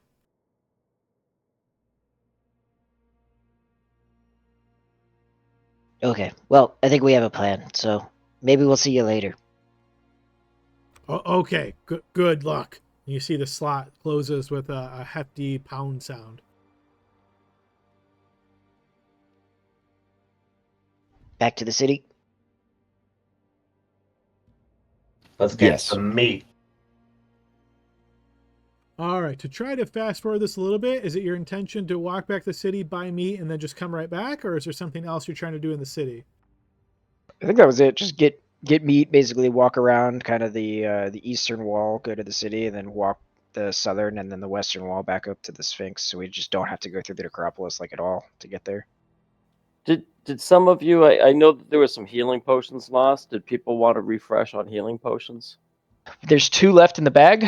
The one that got stolen from Glory, they got back. So I think we lost maybe 1 or 2 potions of healing in the whole thing. We can buy some. We have like 500 gold left if we want to, buy a couple more. while we're down there. I lost one and used one, but I still have one on my belt. Oh no, I don't. I'm out. Oops. I lost one, or Monkey stole one. I used one. Yeah, I mean, I'm also out, but there are 2 in the bag of holding. We could buy some more if we want to. I don't know. We could buy a couple hundred gold worth or something. Probably a good idea to at least get 2 more and take them out of the bag of holding and put them on people's belts. Yeah, that makes sense. Yep, you can easily find those in Seawall, 50 gold a pop. Feel free to deduct however much you want and add those potions. All right, I'll do that. I'll buy 2 of them and add them to the bag of holding. And then anybody that wants one, just add it to your inventory. Yeah, can I? If you're in there, I'll take one. If you can, Well, just add it to your sheet. So I'll just take I'll it make- off your. Off. Yeah. I'll put 1 on my character too. So I'm actually just gonna take the gold off, 100 gold, and add 1 to my inventory. And then 1 to Caliban's inventory, and there's still 2 in there. If anybody needs one, feel free to grab it out of there.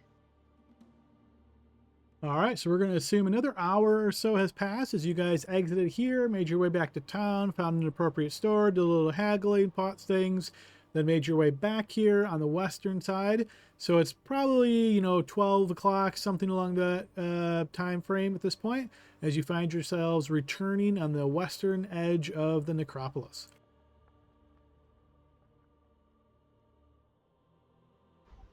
All right, who wants to talk to the Sphinx? I feel like that's a job for, Barnaby, I guess. Is the Sphinx a animal? Oh, I don't think the Sphinx is a real animal. It's more like I don't know, but like a different type of a being. I think it's a magical beast of some sort. I would think. Well, maybe they'll like you anyway because you're so charming. I am charming. I mean, I can talk to them and things, but yeah, I can talk to them. I just hope they don't ask me any riddles. I've heard they like riddles, and I don't do good with riddles. But we'll see. Well, We'll see. maybe we can all put our thinking caps together and figure it out. Sounds good. Just ask your friends first.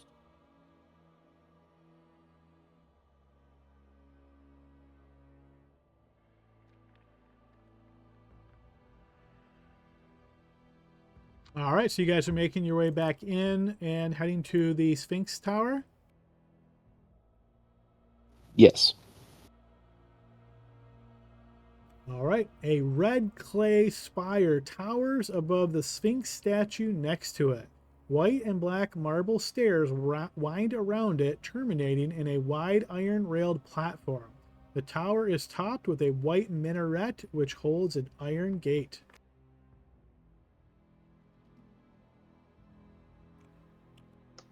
Think she nests up there? Are you any good at riddles, Barnaby? No, but I don't know. I mean, maybe I'm great at it and just haven't had the riddles that were easy. I Maybe bet I you just you're have the real best hard- at them, and I'll Yeah. bardically inspire you.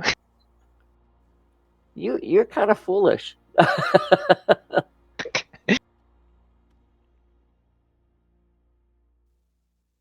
Should we go up there? Yep. Yeah. Is there a way? Is there a way up, Adam? I'm gonna climb the stairway.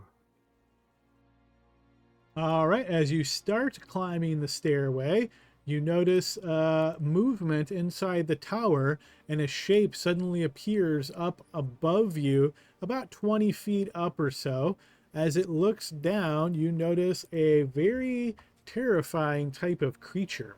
Most of the feathers and fur of this undead Gyphosphinx have decayed, leaving its leonine torso a desiccated husk of tattered skin stretched tight over bone.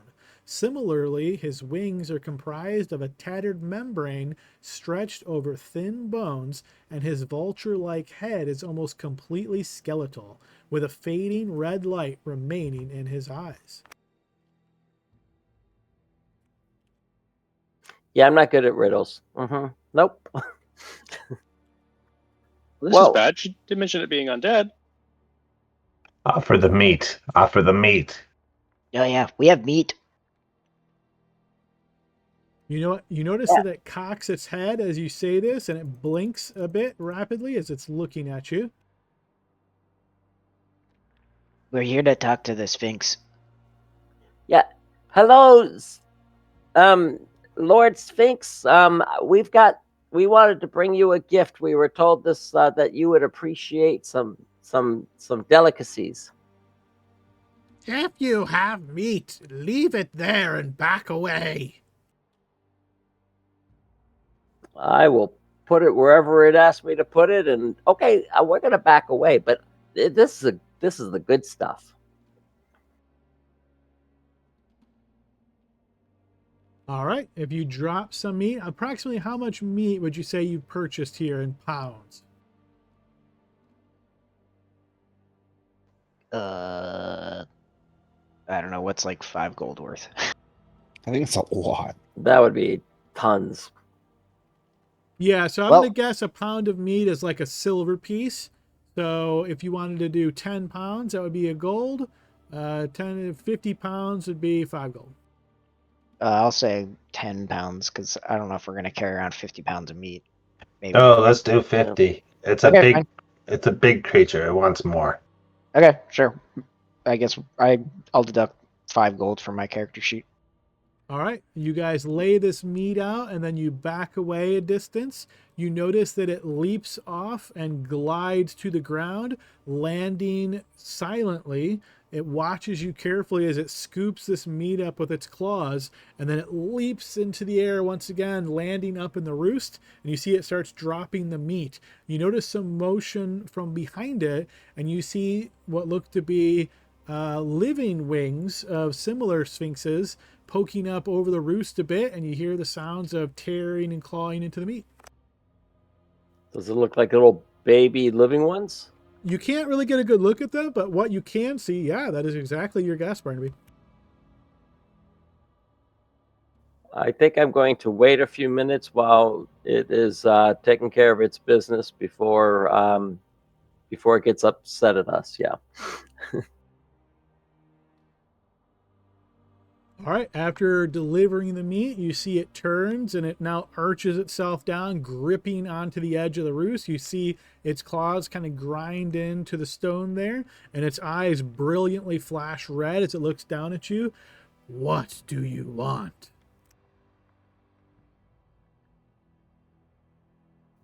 Yeah, so we're here because we were told that there's some unusual activity, and we were asked to try to find the cause and see if we can get things back into normal order. And we were told that you were very wise and that you would be the perfect person to come and talk to. Go ahead and give me a persuasion check here, Barnaby.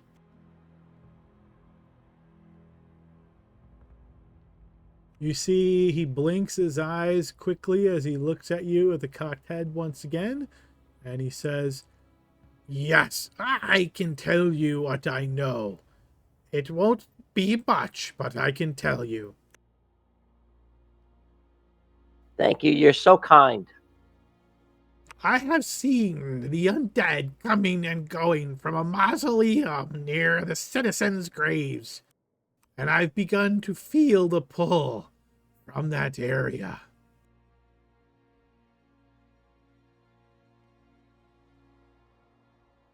Boy, we were way off. Well, I see is that the paupers' graves, or I don't see the citizens' graves? Citizens' graves. Oh, are there it down. is. It's Yeah. the same place that the gravekeeper told us to go to, and the mausoleum thing kind of matches up with him saying like something might be open.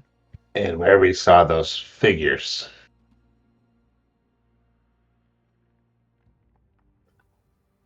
Anything else that you've seen, or is that really the only place that it's been super unusual? It's coming from there, for sure. It calls to me. I feel it. It wants me to come.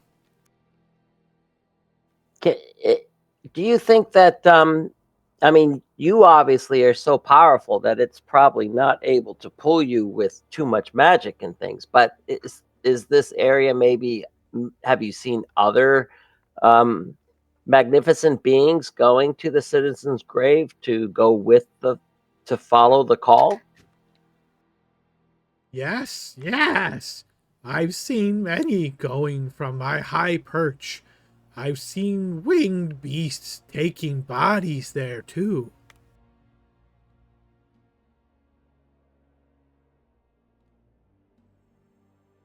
Well, that sucks. What do the winged beasts look like? Can you describe them? They look like your kind. Ugly women with wings. I have an idea what those are. Can I like do a check to try to understand what those might be? Or if I can also just say what I think they are. I don't know if Yeah, that's feel free to say what you think they are. Because yeah, I mean that's if that makes sense to you, feel free. sounds like harpies. What's a harpy? They're women who have wings that like to sing and they charm you and they're scary and they eat people. Sounded good until the last part there.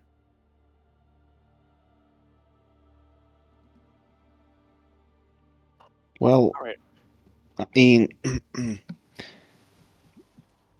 that's just bizarre that there's harpies here. I wouldn't imagine that they're the ones actually causing these issues. Well, we did fight harpies that one time, and they were, maybe they're working with the undead. We did. When did we do that? Oh, that is right. I forgot we fought those. That was a while ago. They sucked. I was close to the burial mound. Oh yeah, you are right.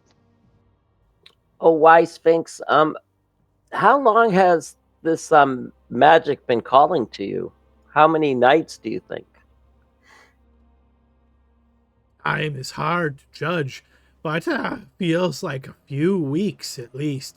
It started as just a tickle in the back of my mind, but it has grown stronger. It is now like a horn blasting, blasting, blasting. We will try to relieve that if we can find the source. What source of that magic? Release these undead so that the rules will reapply. He grips tightly into the stone, and you see a little bit of debris, like stone dust, falls down. That would be good.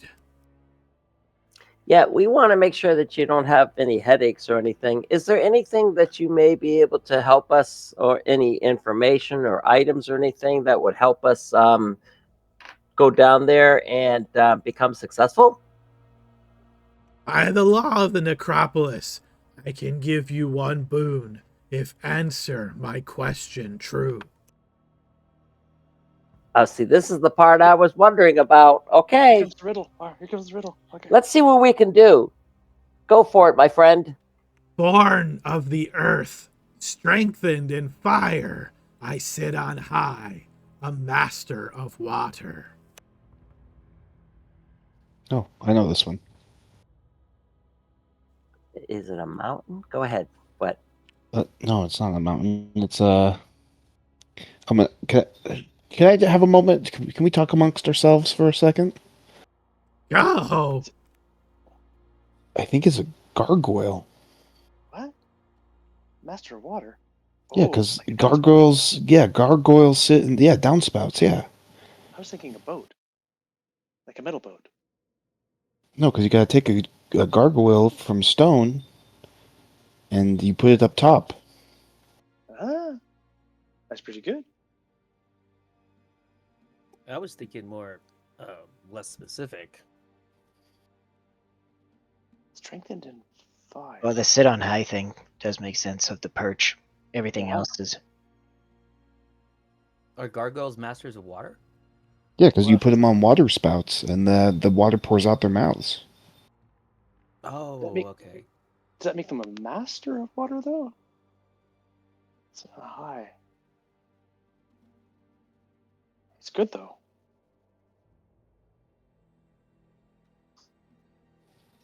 Unless Born anyone of has. Born of the earth. No, if you're born of the earth, that you're not. It's stone. Well, no, it implies more of a plant. I was thinking clay, and then you'd fire the clay in a fire. Yeah, So I mean, the it could be strengthened- something like that too, right? But or metal, like iron. You have to forge it and form it. No, I'm thinking wood. Born of the earth, the trees growing out of the earth. You strengthen them in fire to bend them, to shape them what they need to be. Don't they do some of that? Does that strengthen? No, that might be wrong. I think I, fire just I burns sit it. on high is the thing that's like that and then the master of water. Like I don't know how a tree is the master of water. Aren't gargoyles typically stone? Strengthened in fire does seem more like clay. Yeah, but I don't know how a gargoyle would be master of water. The only thing I know is because they sit on water spouts. That's the only thing I get. I don't. It's a sit on high. Otherwise, I'd say like a jug, or right, some sort Yeah, of but clay. that's still like I sit on high. Like how does that Where's fit that? in? Yeah.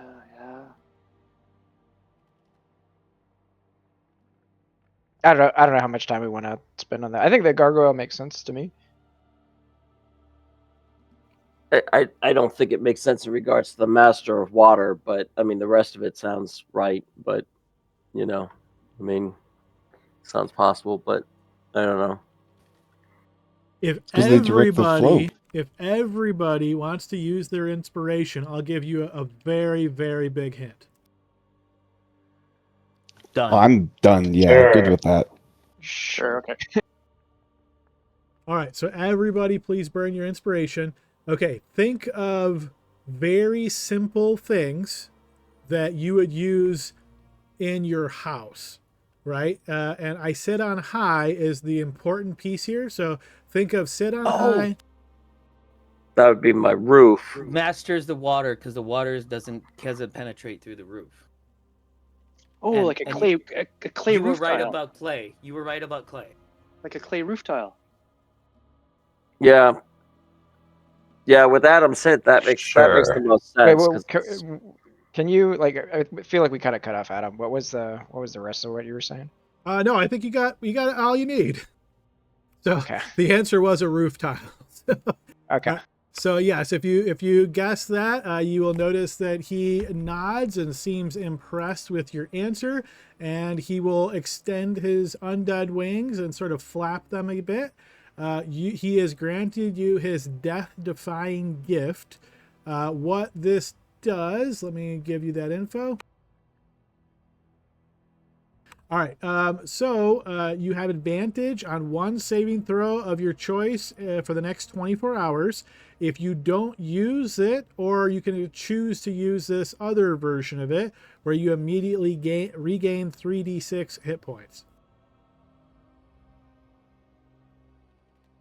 And that's for each of us? Yes. Ooh. I'm sorry, can you repeat the last part? Yeah, I'll just type this out to make it a little bit easier. Oh, thank you. I think that's worth inspiration. Yeah, I mean, the advantage on saving throws is effectively what most of us use our inspiration for anyway, so.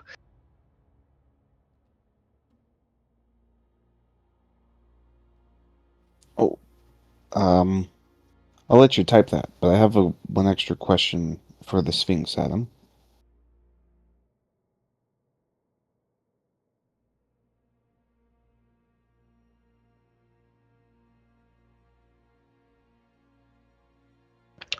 All right. Well, should we head to the danger zone? Okay, so that's typed Sphinx. out. That is the gift that you have. I heard one other question. So let me take Archie's first. What was your question for the Sphinx?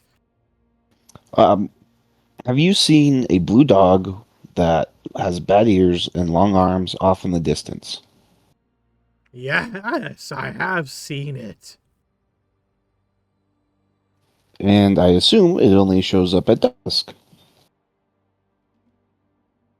I've seen it during the day as well, but it is very slippery.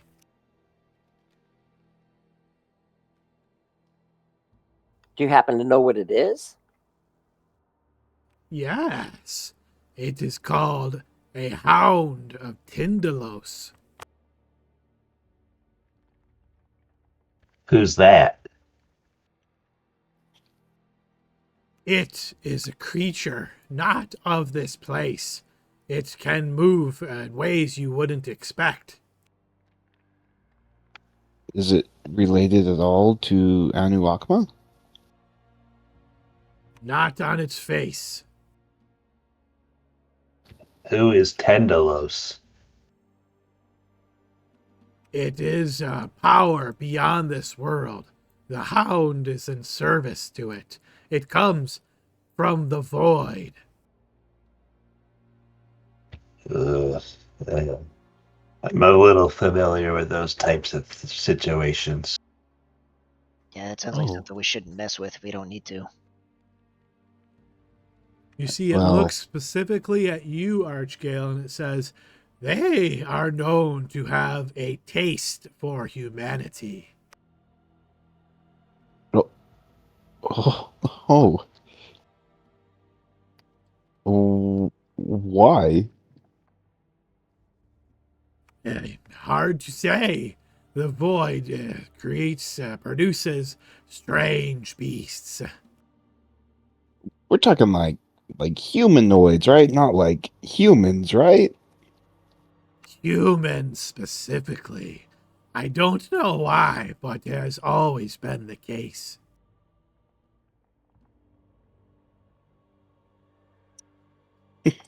He will give an audible gulp. Well, I don't Just wanna go- lovely. Should we walk around the necropolis again, and then go to the citizen graves? Yep. I think sounds good. Sphinx, thank you very much. You've been wonderful. And this threat, and you will have repaid me in full.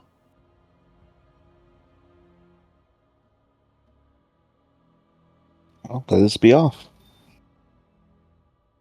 All right, you make your way outside the west gate, loop all the way around, and make your way to the south gate. Enter once again and make your way over to the citizens' graves. You're keeping your eyes peeled for any signs of movement. You think you spot some movement off in the distance at first. You guys kind of confer and you're pointing like, oh, did you see that over there? But as you watch, you don't see them any longer. You approach carefully and find yourself amongst the citizens' graves. We need to find that mausoleum.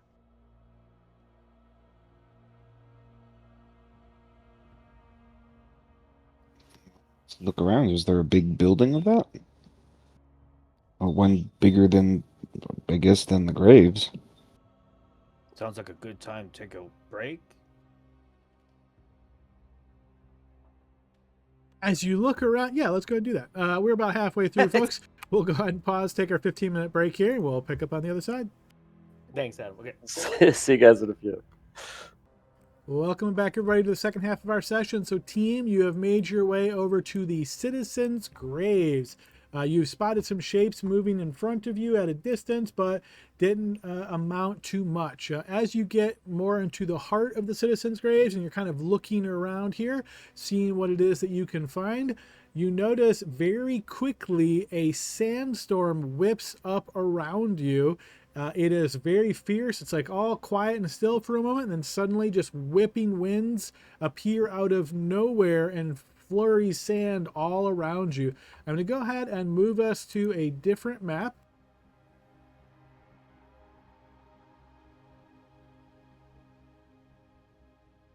And I'm going to go ahead and lock the token just momentarily. We're going to assume you guys are roughly in this vicinity as all the sand begins to swirl about you. I'm going to ask each of you to go ahead and give me a survival check for starters.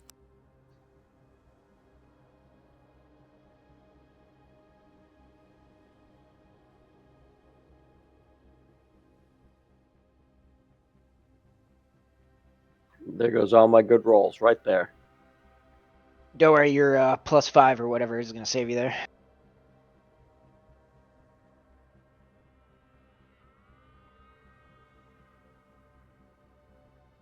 Everybody else did good. Am I counting 6 rolls? I think we're missing one, right? Yeah, glory.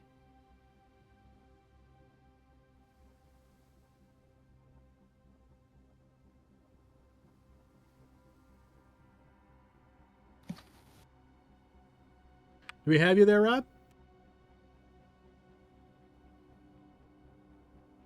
I can probably roll it on their sheet if they're not back. One sec.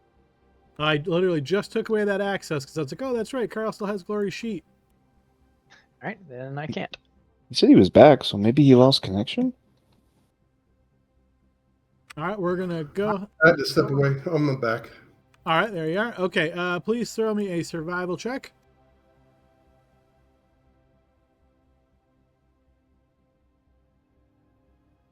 Okay, so as the sandstorm picks up and is whipping in all of your faces, for the most part, you guys manage to pull together and not get separated. Unfortunately, Barnaby, you get lost in the sand. Please roll me a D8 and a D20.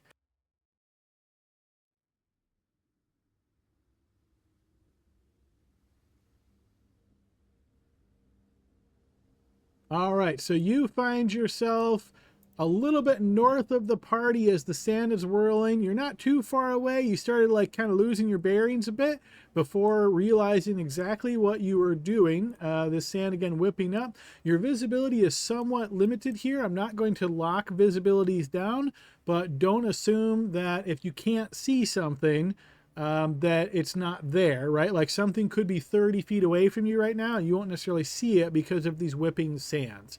So I'm going to try to do the best I can to describe what it is that you're seeing and adjust as needed for that. However, I'm going to go ahead and put us into initiative order.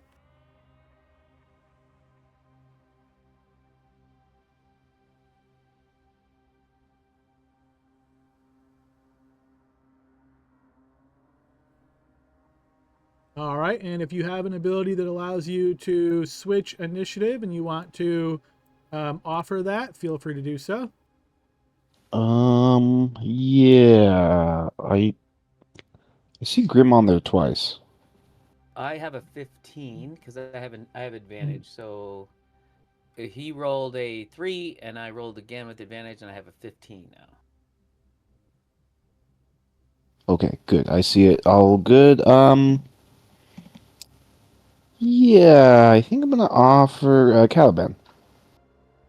That would be excellent. Thank you. 24. I'm 6.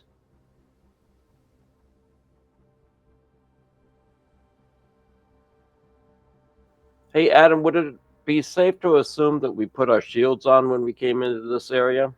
Only if you wrote it 3 times. If you only wrote it twice in the chat, then no. Yeah, I would say if you came in here knowing that it was somewhat dangerous or you thought you were expecting danger, yes, it makes sense that you have Thanks. I was about to type real quick. it. You missed that conversation a little bit earlier. Awesome. All right, looks like we've got everybody updated. Let me go ahead and sort. All right, and then lastly, do you guys at the moment see an hourglass in the northwest corner of this map? Yes. Perfect. Notice I started this hourglass, and you can see the sand dripping down, right? When that fills, something's going to happen. All right, top of the round. Caliban, it is your turn. What would you like to do? Oh god.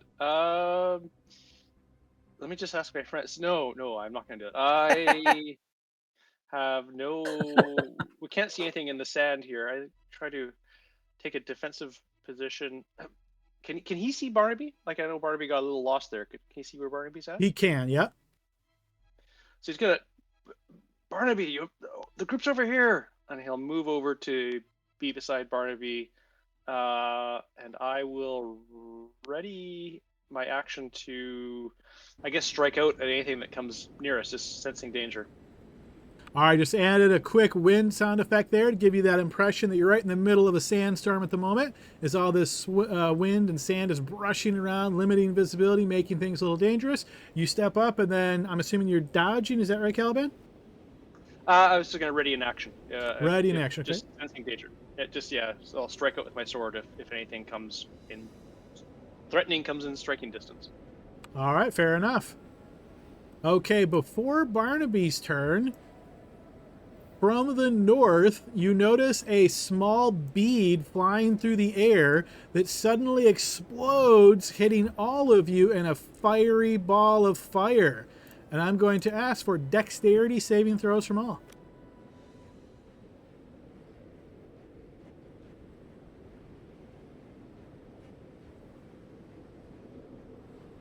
Those within my range is +5.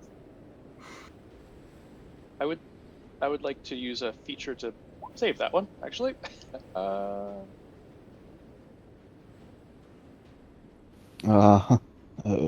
Maybe. Yeah. Okay. Yeah, I don't think I can do anything to re-roll this.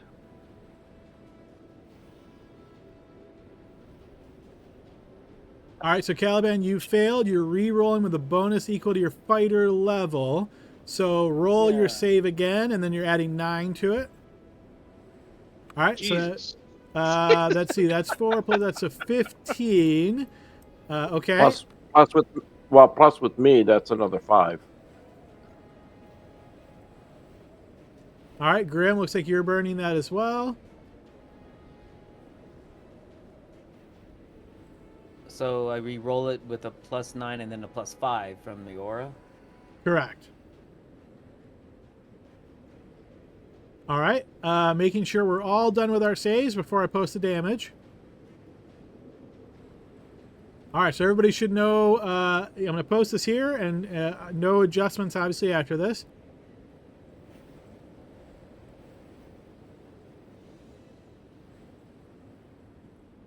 All right, so that is a DC 14. It is going to be 21 points of fire damage if you failed, 10 if you succeeded. All right. With Shieldmaster, if I succeed, I can burn my reaction to take no damage while using a dex saving throw. Does it say anything about having to see the attack?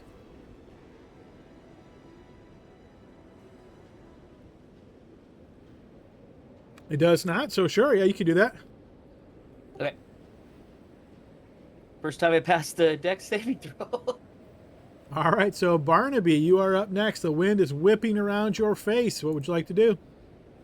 All right. Seeing that it is been a little dangerous for my friends here, I am going to go ahead and knowing that Grim likes to go way out in front, I'm going to go ahead and cast Bless, and knowing that Caliban usually screws up, so I'm going to cast Bless on Grim, Caliban, and of course myself. Thanks, I guess. Dude, I've seen you roll before, man. I'll take a bless. You bless me? Hell yeah. Yeah.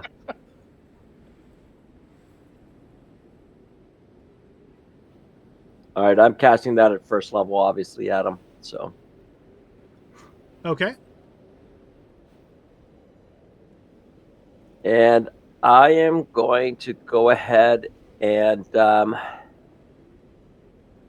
is this here's what I see, correct? That's the good way see to. The timers. You see what you see until something else happens. All right, I'm The going to go timer's ahead and. about to go off. Yeah, I'm just going to go ahead and stop there. Okay, Grim. All right. Hey, is look that at that. The timer is up. So, everyone, please throw me a Constitution saving throw.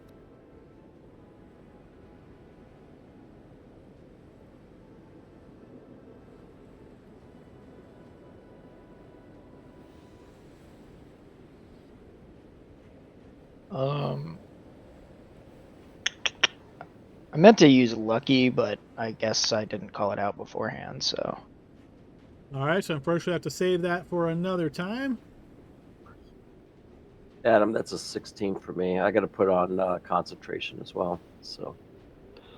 All right, so no other modifications to your rolls. The DC for this is 16. So if you succeeded, you're going to take half this damage. If you failed, you're going to take this damage, and you are blinded. So 18 force damage and blinded if failed. Please add the blinded icon to yourself.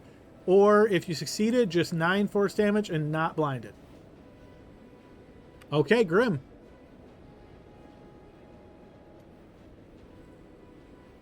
Fat thumbed it. All right, where are we going? Is that the mausoleum to our right here? That fireball came from the north.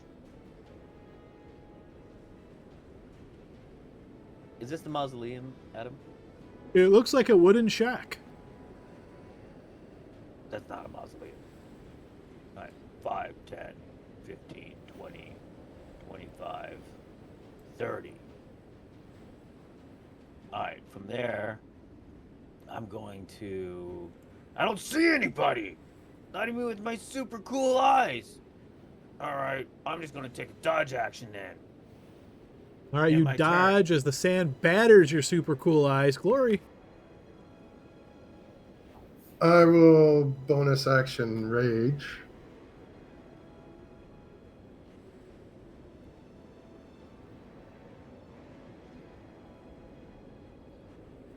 And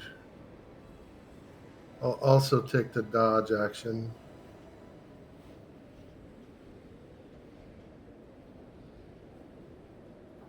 And that's it.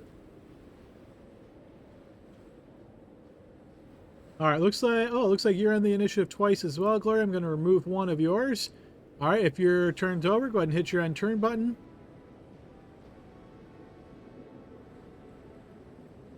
And let's see, the next up before Runok.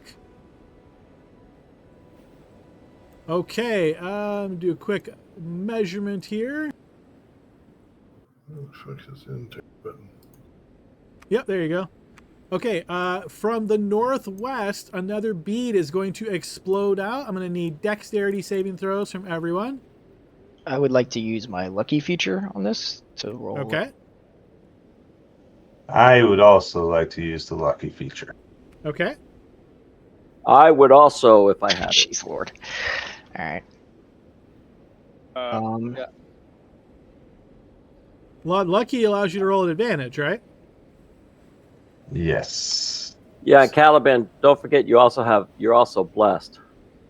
So, Lod, don't you have have a the icon. 19. You should be totally fine. Were you complaining Oh, about I something thought, else? yeah, I thought I saw 9. I was like, oh no, I got a 9. Okay, I was lost for a minute. I was like, 19's good, right? Yeah, sorry, I just read it wrong. No worries, Can, no can I worries. do that after? Can I do that the Sphinx spoon Oh, after, nice. or Good has to be idea. before the roll? No, so that it gives you advantage on one saving throw of its choice, so you would have to declare that ahead of time. Okay. Okay. I don't think I can do anything else for. I got stuck. That one. I'm gonna fail that one. That's gonna hurt. Okay. All right, so this again is a DC 14. If you succeeded, you're going to take half. If you failed, you're going to take full.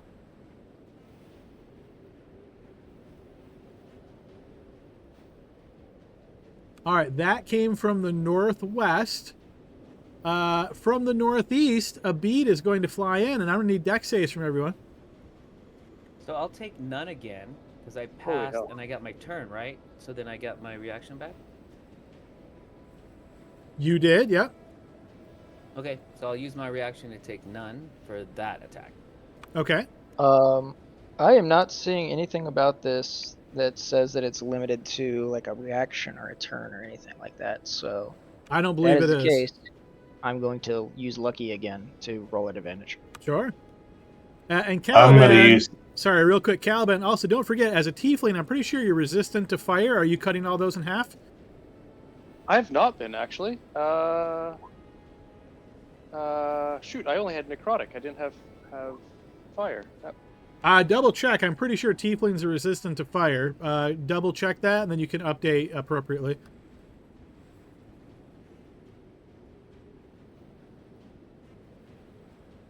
I am going to use the boon to give myself advantage on this. Okay. Bummer.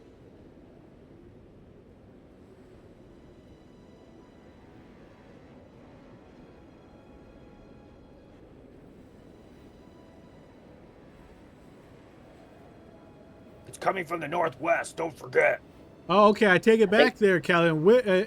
Yeah, I forgot about this. In 2024, there's 3 different types of tiefling, so you must be the chthonic type that's resistant to necrotic and not fire. It seemed like the right choice at the time.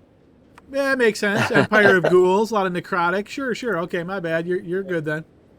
I would like to use the Sphinx Oops. spoon. I haven't rolled this one yet. I'd like to use the Sphinx spoon on this one to make. Feel give me free, advantage.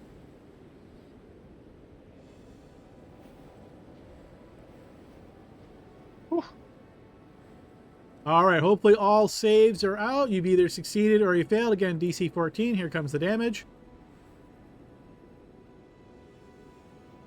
All right, so you've had one from the north, one from the northwest, one from the northeast. Runok, it is your turn. So we gotta find shelter. We gotta get out of the storm. And Runak is gonna start running towards the shack.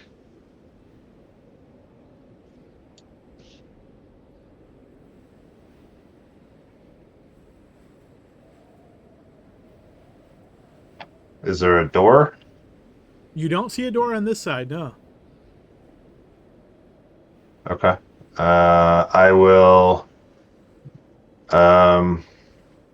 Bonus action, second wind.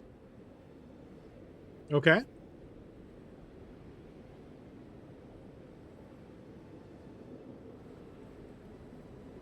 Nice. And action, dash around. Looking for a door.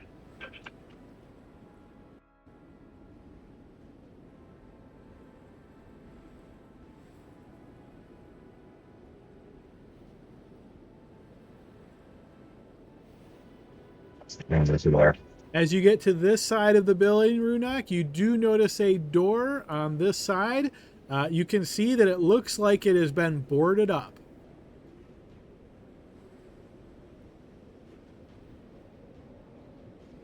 Okay, that's the end of my turn. Okay, Archgale, as you look around, you realize you don't see all of your allies because this whipping sand is limiting your visibility. You see everybody within 20 feet of you, but if they're beyond 20 feet, you cannot make them out to see them. Okay. I channel divinity, preserve life. So I will give whatever gets Sorry, whatever gets Laud up to half, and then I will give probably the rest to Caliban. So that is 23 for me. Okay, so 23 is 22 would be left, I think. No. Yeah, that's right. Okay, then 22 for Caliban. Awesome. Thank you. And then for my bonus action, I cast the thing, Mass Healing Word.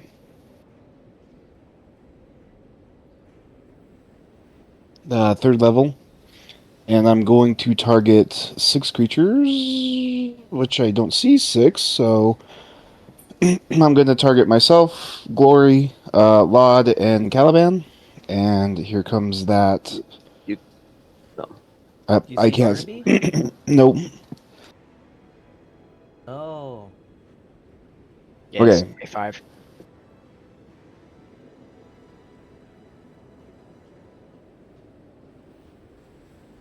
Okay, that many back. I will get additional for my being a cleric.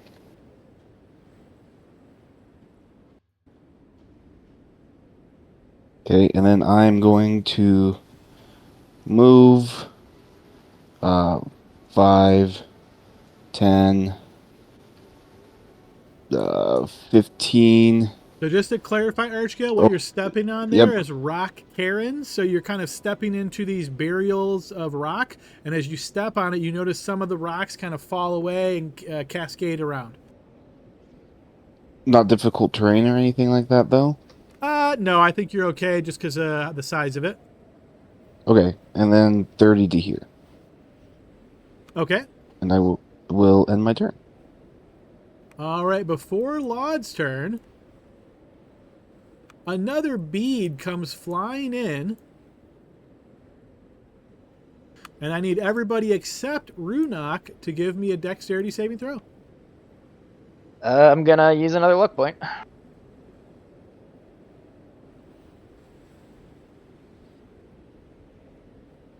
Oh boy. So I get Barnaby's bonus on there, right? I'm halfway. Yep, you're more than half in that square, yep. Whew. All right, go ahead and post it now. You guys know if you passed or failed. All right, that ball of fire explodes, scorching once again, and then we get to Laud's turn. All right, got beat up pretty bad from all that, so I am going to, at the 3rd level, cast Cure Wounds on myself. Yeah, go ahead and post that.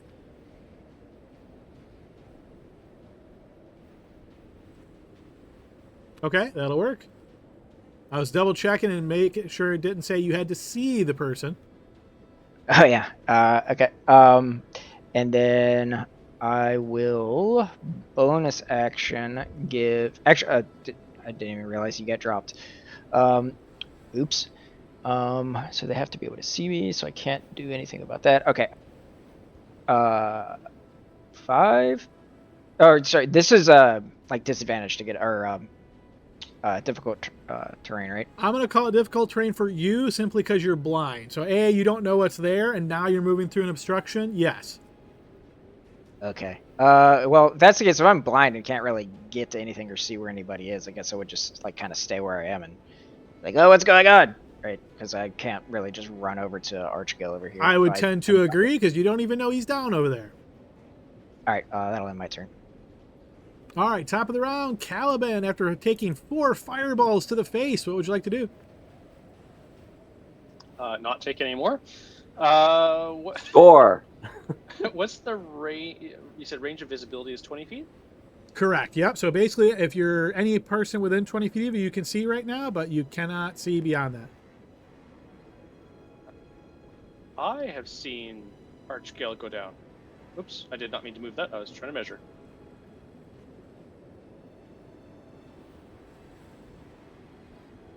Would I have seen Archgale go down? Yes, yep. You just saw him drop. Okay. I will. Yeah, I will book it over there. To where he is.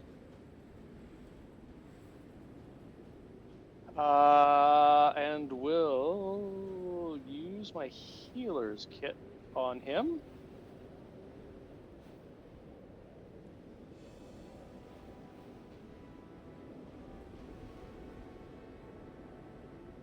You can use a hit points dice to recover. Yeah, 1d8. So I'm assuming here, Caliban, since you had like weapon and shield in your hand, that you're going to drop your blade and then grab out the healer's kit, and then as an action use this. So you've got a healer's kit in your hand at the moment, and your sword is on the ground. 100%. Yep. And then I will bonus action second wind.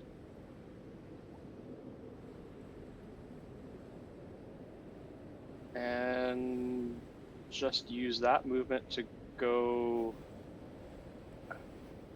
5, 10, 15 to there. And then my turn.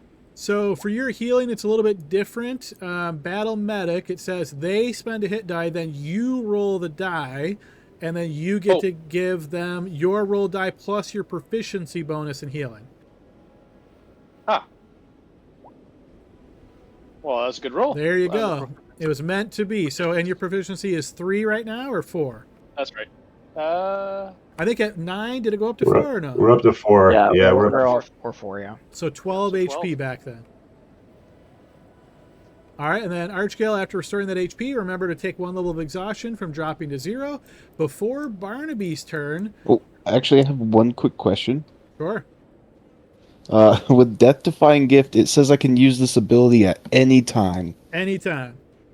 Can I use this ability right now to restore a 3d6? Absolutely, anytime. Go ahead and do it. Yeah, I'd like to do the same. Is that the Sphinx thing? Yes, if you haven't used it yet, you can use it at any time. It's, again, 1 use, but Oh, once you use nice. it, it's gone. All right, so let's see. From the north, before Barnaby's turn, Grim, you notice as these blasts of magical energy flash towards you. You cannot see the attacker, so these attacks are at advantage. But I'm dodging, so maybe straight up.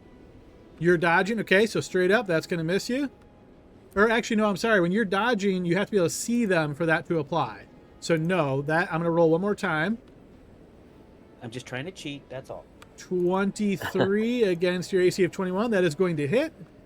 So this first blast of energy strikes you for 25 points of lightning damage. The second shot, this will be at advantage. 14 is going to miss. So you get zapped strongly from the north. And then Barnaby, it is your turn. All right, hearing my friend go, ouch.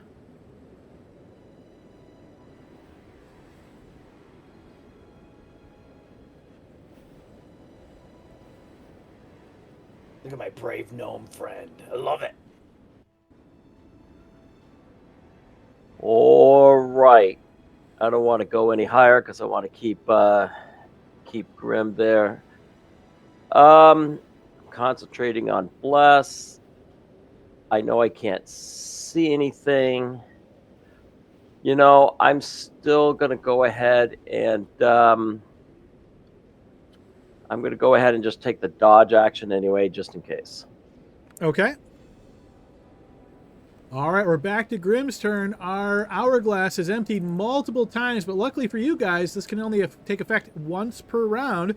I'll need Constitution saving throws from everybody.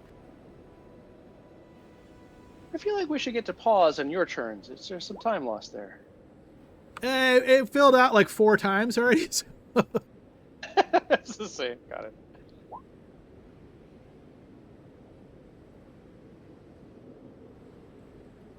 All right, as a reminder, the DC of this... Yeah, go ahead if you're spending something.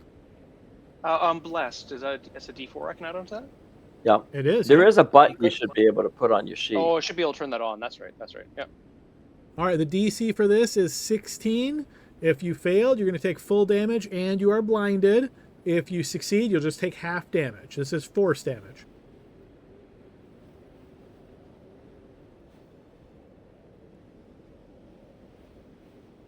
Okay, Grim, as the rough sands of the sandstorm keep whipping around, it is your turn. Oh my god, okay. 5, 10, 15, 20. I don't see anything, Barnaby. I don't want to stay in your aura. Does it really matter? It does. With Bless and your aura, I'm feeling pretty confident. Okay. Did we just lose Bless though?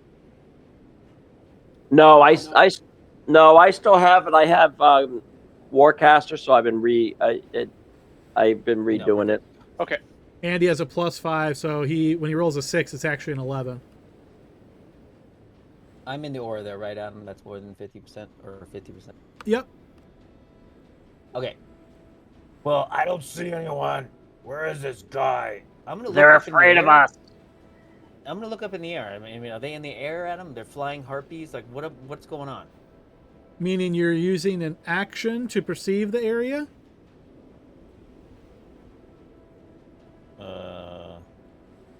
Or you're just passively glancing around? All right, if you're using an action, please throw me a perception check. Yeah. My dodge isn't mattering because I don't see him. It's difficult. I think. No, not on skills. It's difficult to see through the sand, but you notice to the north, there seems to be this strange half shape, almost like only the upper torso of a humanoid creature visible to you. Okay. Dead north, Barnaby.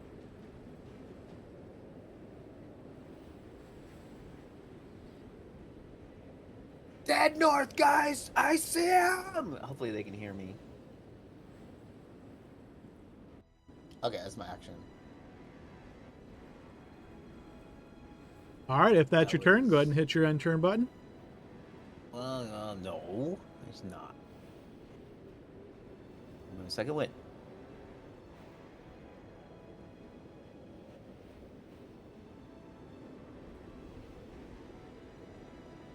And after I use second wind, I get to move half my thing, right? I hate that it's not in combat and in the features and whatever, you know? So yeah,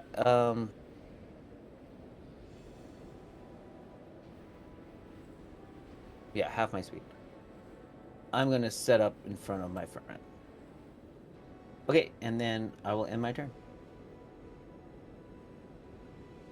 All right, Gloria, your turn. You especially can't see anything. Blind along with the sandstorm. What would you like to do? So I passed the second time, but I'm still blind. If you failed the first time, yes. Okay. I'm gonna bonus action Warrior of the Gods. I was actually gonna spend a few more than just one.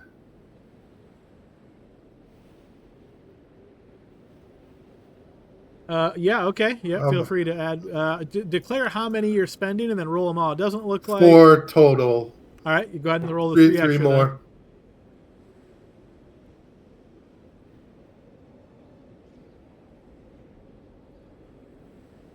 All right, so it looks like 28 total back.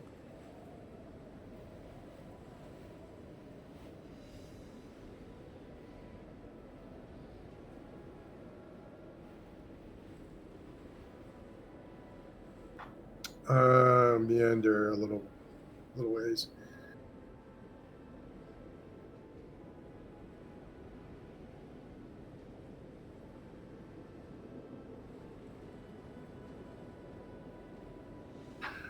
I'm going to try to hide as my action. All right, yeah, go ahead and throw me a stealth check as you attempt to hide. You can't see anything, so you're not really sure where you're hiding or what you're hiding from, but yeah, throw me a stealth check. All right. Okay, before Runak's turn, Barnaby, you are blasted a couple of times. You cannot see your attackers. These are 2 attacks are at advantage. First one is going to hit, dealing 20 points of lightning damage as you're shocked from a blast. The next one is a critical hit.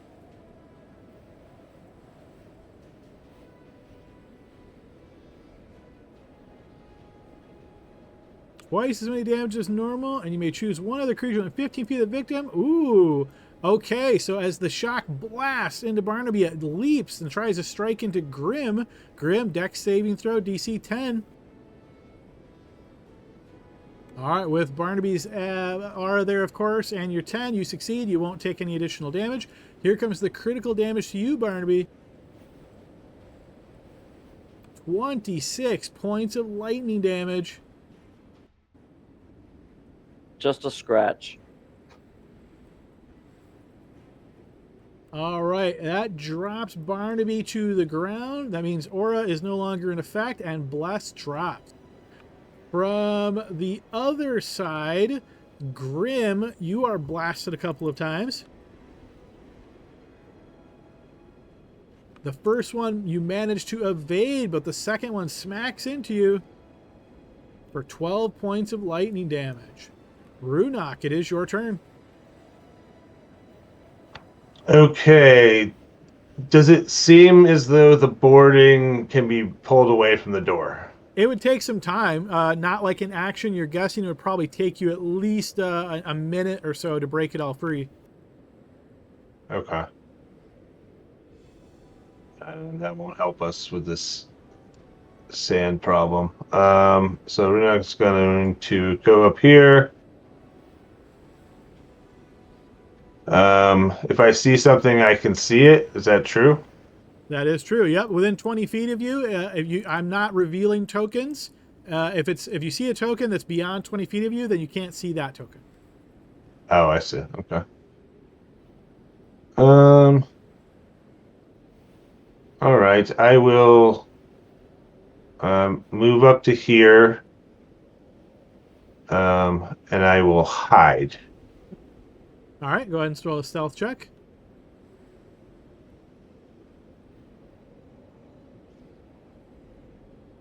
All right, you do the best you can trying to hide. Okay. And that's with the mithril, so it's not a disadvantage anymore. Okay. All right. And that's the end of my turn. Okay, Archgale. Okay. I cast as a bonus action Lesser Restoration on myself to remove the blinded condition. Okay.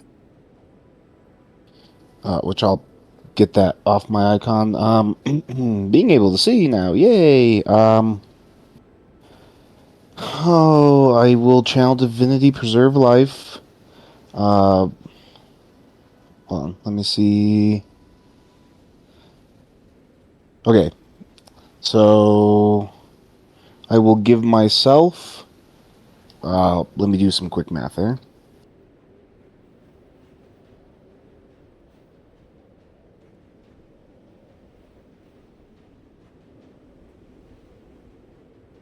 Okay. I will give myself 29 or 28. I'll give myself 28. Because yeah, okay, that will be below half. And I will give the rest to Caliban. 17 to Caliban. Yep. Thank you. I don't think Caliban can take all 17, though. So, Caliban, your half would be 33. So, Caliban can only take 10. Oh. 36. Hold on. So, basically, you got 7 left to go. And with the people that you can see... I can give myself an extra, 2, I think. No, 1. So, that is that so far. I will then move, because everyone else is fine. I will move 5, 10, 15, 20, 25, 30. And then my turn. All right, before Laud's turn, Archgale, you're blasted a couple of times at advantage. First one's going to connect, striking you for 14 points of lightning damage. Second one, 19 is just going to miss thanks to your new magic shield. Oh, yeah, you're right. Nice. Oop, wrong one. There we go. All right, Laud, your turn. All right, I can't see anything and don't really know what's going on, so I'm going to cast Mirror Image on myself. And then with my bonus action, I will drink a potion of healing. Find that.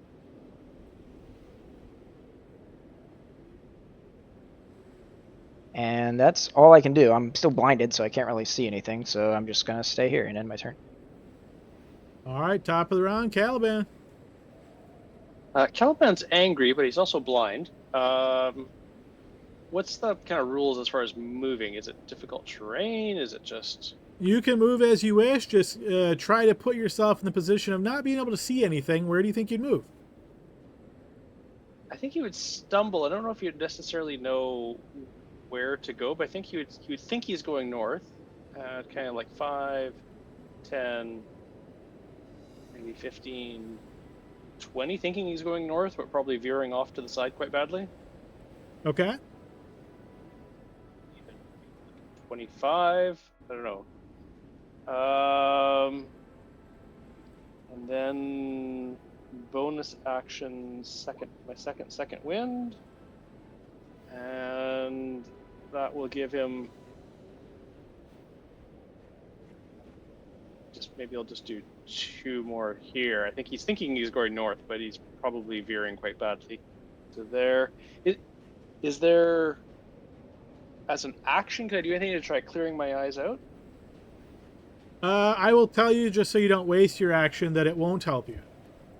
Okay. I think then, as an action, he doesn't really quite know what's going on, but he will cast a Blade Ward on himself. That's his action, and then I did my bonus action, was my second wind, and I will on my turn. All right, from the north, Grim, you get blasted a couple of times. Though you vaguely made this shape out, since it is more than 20 feet past you, you can't really see it, so these attacks are still at advantage. But you managed to evade both of them, perhaps anticipating. Barnaby, 2 GM death save, please.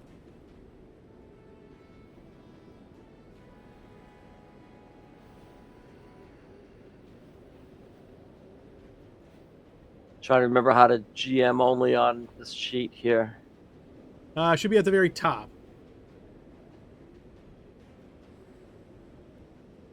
I'll send it to you in a second, Adam. I'll just skip my turn, but I'll send it once I see it. Okay. All It's right, the whisper. all right. Instead of public, make it whisper. Yep. Oh, I was looking for a push down button. Yep. Okay. All right, as we get to Grimm's turn, the hourglass has filled once again. But luckily for you guys, it only occurred twice. Just as quickly as it came about, the sandstorm dissipates. You find the sound of the winds falls behind you, and the air around you clears up miraculously. The figures that you previously could not see become visible. Does the blinded condition clear? Or is... Yeah, that's what I was going to ask. The blinded condition does not clear yet, but on your turn, you'll be able to do something to address it. Okay. All right, Grim, it is your turn. Archie, you got Barnaby? I got him. Okay. Bonus action. Second wind.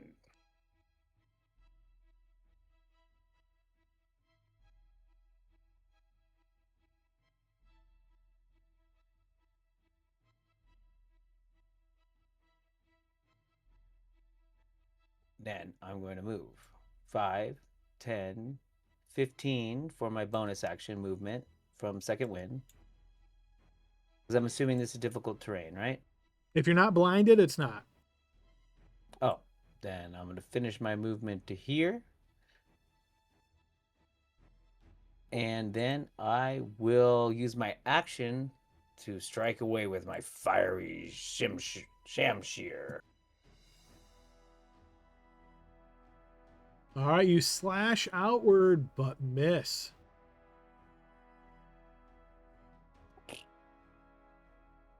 Even with bless? Bless drop. Bless dropped. I took it off, right? I took it off. Second attack. 24 will hit. Okay, let me do 7 attacker.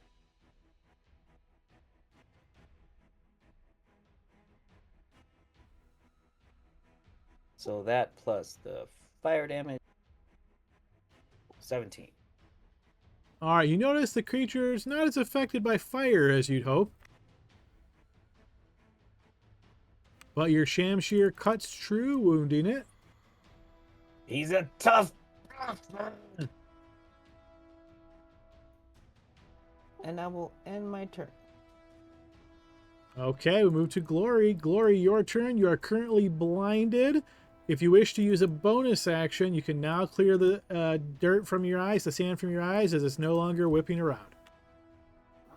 All right, I'll bonus action clear the sand from my eyes.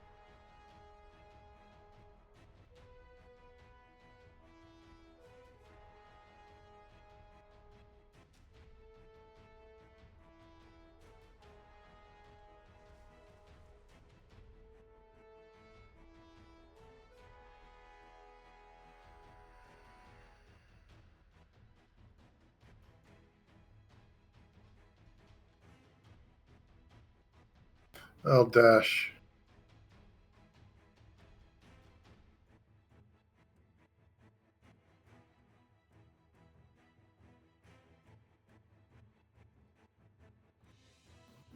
In my turn. All right, after your turn, we move to the next opponent. All right, this is the one off west. He's going to take a couple of shots at Archgale. Archgale, you can see this opponent now, so these attacks are just normal. The first one will miss. The second one will connect. I will reaction shield. All right, go ahead and burn that shield slot. All right, this one here, noticing how close folks are getting, and also noticing that Caliban is still blinded at the moment. He's going to slash out with his claws at Caliban. I'm going to use Sentinel to attack him. All right, feel free. First attack will connect against you, Caliban, as it's an advantage since you're blinded. 21 will hit, Glory. Go ahead and post that damage. So Caliban... Oh, sorry. I do have Blade Ward. Did that factor in? Should I have rolled a d4 there? Yep, go ahead and roll Blade Ward. All right, so that'll set your AC to 25. So, yep, that will miss. Woo!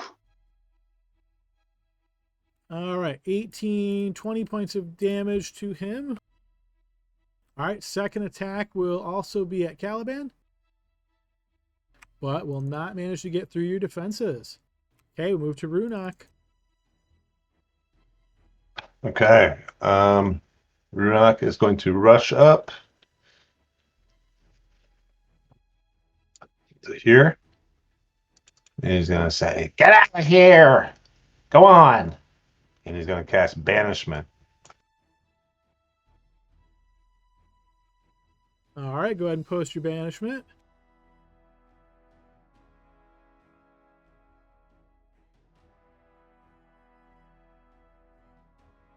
All right, it is going to succeed on the save and not be affected. Oh, geez. Okay.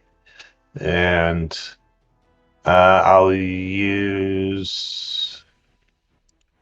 You know what? That's it. I'm going to end my turn. Okay, Archgale, your shield vanishes. It is your turn. Okay, I'm going to bonus action Cast Healing Word at 3rd level on Runok. And that will be that. I think you're out of range to affect Runok. Oh, sorry, that I didn't. I don't know why I said Runok. I'm thinking of short peoples because it's Barnaby, obviously. I thought that might have been the case, but yeah, okay. He's shorter than me. He's shorter than me. I know you're dying. Let me heal this guy way across the battlefield. Yeah, I'm right next to you. I can see you actively dying. I thought maybe you were going to do something clever like healing word and then use an action to do something else, but I'm like, maybe not. But yeah, that's 27 I back to actually am gonna do that. Nope. Yep. So Barnaby gets 27. Let me make sure I measured this right. Perfect. And perfect. Okay. I'm going to move 5, 10, 15, 20, 25. And I will action turn undead, and that will affect these two guys here. All right. Much like you've noticed on some of the other creatures, these ones also have turn resistance. So they make these saving throws at advantage, but go ahead and post your turn undead.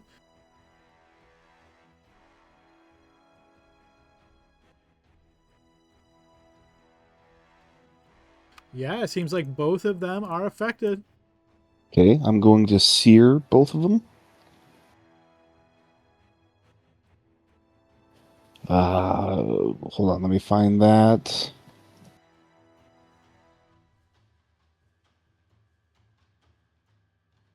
Okay, it is. I don't actually think I've gotten to use this. Number of d8s equal to your wisdom modifier, so 5 d8s.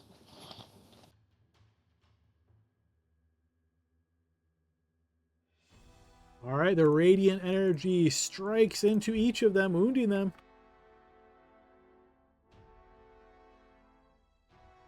Okay, that is action, bonus action, and end my turn. All right, you will notice that this one that is turned Archgale, it lifts into the air, moving without obvious means of propulsion, but you notice it doesn't have a lower half of its body. It's just a torso with like a cloud as its lower half. You see it lifts up in the air 30 feet, another 30 feet, and it's 60 feet overhead at the moment. Claude. Okay, you said it was a bonus action to clear the blinded status? Yes. All right, I will bonus action clear blind. And I will move 5, 10, 15, 20. Try to get behind this tree somewhat. And take a shot at that guy, which I think is going to be probably at disadvantage. Let me double check. Oh no, 80 feet. So a shot at this guy with True Strike. Okay. 6 probably misses. Yeah, it does indeed miss. All right, and that will end my turn. So I don't know why it's not posting for you, but that's actually a 1 that you rolled.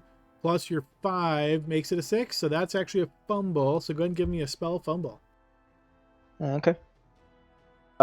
Is it trying to find where that is? Should have a button on the bottom of your screen for fumble. Adam, Actually, it's at the Adam, top it looks now. like Adam, it looks like he rolled a 6, but with his exhaustion and everything like that, he has a minus stuff to it. Am I wrong? Yeah. Yeah, you're wrong. the number is actually a 6. Yeah, the D20 is a 6. It's not a 1. No, the D20 is a 1. If you put your cursor over the 6, you'll see you rolled a 1 and a 6 because it's rolling at advantage. So the first roll is a 1. If we add your 5, that makes it 6 plus right. 4 minus 4. Gotcha. Okay. It's probably because of the advantage then. I guess that's why it's not showing as but okay. You're embarrassed. Nothing remarkable happens. Yep. All right. So that is the effect. When we move to Caliban. So Caliban, start of your turn. You are blinded. He'll bonus action to remove that. Okay. Sees the creature in front of him. However, he's dropped his sword, and he needs a bonus action to get it back. So he's going to move around to the back side of him here, and he's going to attempt to actually do a hold person on him. All right. You cast hold person, but it fails. Oh, wow. Just like that. Choose a humanoid that you can see. These are not humanoids. Oh. I would have thought upper torso would have counted. Okay. I guess that ends this turn. All right, we move to the next opponent here, who is also frightened. It is going to lift up in the air. Grim, do you want to take an opportunity attack? I would like to grab him. So you're taking I an haven't drawn my- opportunity attack to try to grapple. Okay, so Yeah, so I'm going to free action sheath my sword. Oh, can I? I don't think you can do that as part of an opportunity attack. Yeah. Okay, then, damn it, because I did swipe at him. Okay. I want to grab him, but I'm not dropping this thing in the sand. I know better than that. So I will strike at him. Yep. All right, go ahead and make an attack. Yeah, that's going to hit. Go ahead and post damage. And that's without Savage Attacker because I haven't got my turn yet back. All right, that will wound him, breaking the turn effect. And then he will turn around and attack you a couple of times as he's now floating over your head. All right, AC 21. Here comes a couple of attacks. The second set of claws manages to connect. It's going to be doing good. 9 points of slashing damage to you there, Grim, and I'm going to need a Constitution saving throw. Okay, now I'm +9. What are the chances you roll badly? I know. Do I do the thing? Give me advantage. I'm using the Death's Defying Grip, so Okay. I'm going to do the thing. Okay. So this with advantage. Ugh. Yes, you do succeed with a 27. All right, we move to Barnaby's turn. You're prone on the ground from getting some healing there, Barnaby. What would you like to do?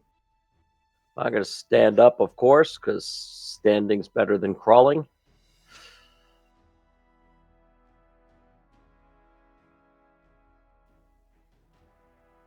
That's about as much as I can get there. And then I guess as my action, I'm going to go ahead and just cast a cantrip, and I will cast Blade Ward. Okay.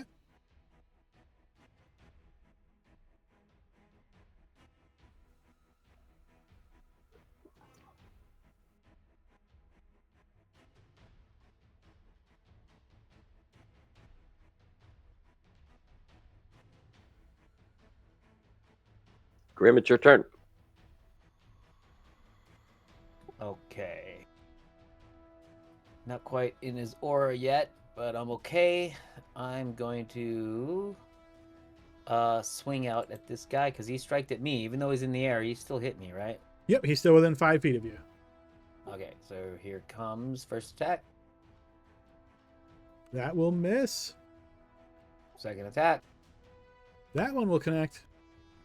Okay, savage.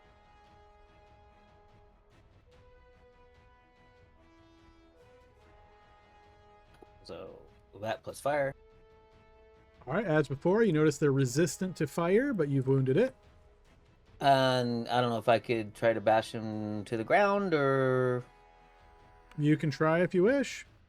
All right, strength saving throw. It's a 17.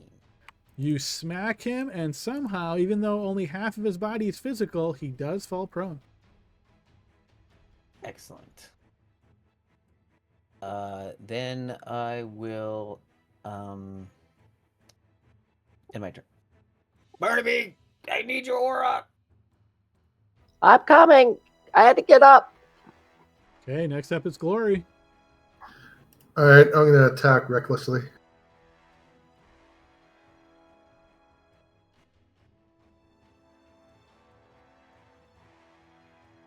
That will connect.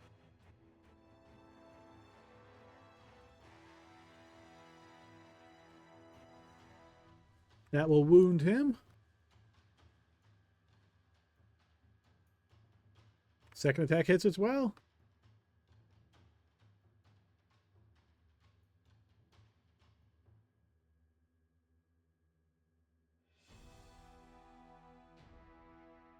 All right, your halberd has slashed up the creature twice, damaging it.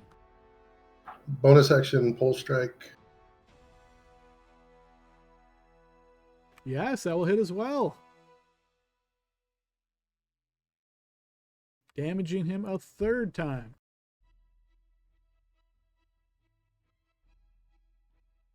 All right, next up is this one's turn. He's going to return the fire against you here, Lod. You fired at him. He's going to turn and fire at you as well. Yep. First attack is going to connect. I'm going to use the mirror image charges. Uh, That third one it would hit. He's not affected by mirror image. He knows exactly where you're at. Okay. Use blind sight. Okay. That's going to Yep. hit you for 18 points of lightning damage. He's then going to fire a second time. Critically hitting.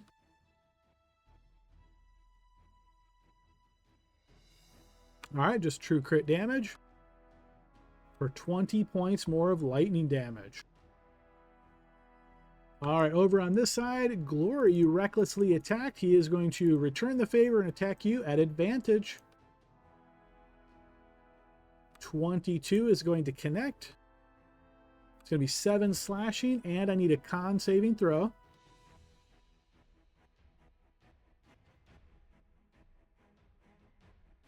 All right, you managed to fight off any additional effects. Second attack. 23, also going to hit. For another 12, cut down to 6 since you're raging, and another con save. Yeah, once again, you feel something going through your body, but you manage to fight it off. Okay, we move to Runak's turn. Okay. Runak is going to rush up. Great sword in hand. Get to here. And he is going to use his awakened minds to connect with this creature. Okay, go ahead and post As Awakened a Mind. bonus action.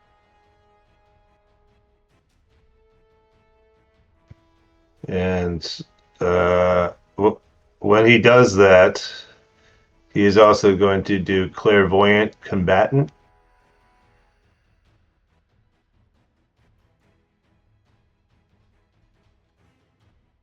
Okay. Let's see. So you do that, and now you need a Wisdom save.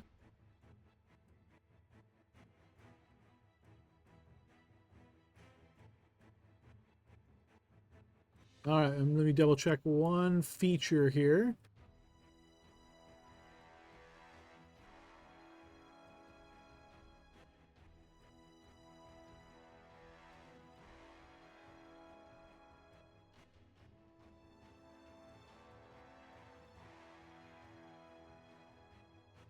Okay, yeah, this seems to work. So let's see. On a failed save, creature has disadvantage attack rolls against you, and you have advantage on attack rolls against the creature for the duration of the bond.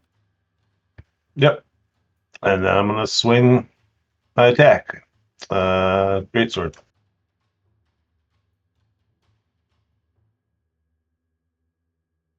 .22 will hit. Okay, and this is radiant damage. Okay.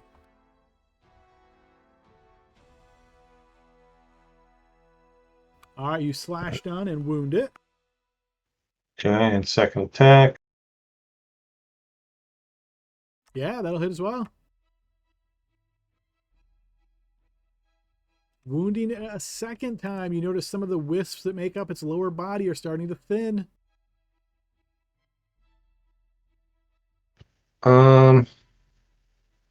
Sure. I will action surge. Okay. And attack twice.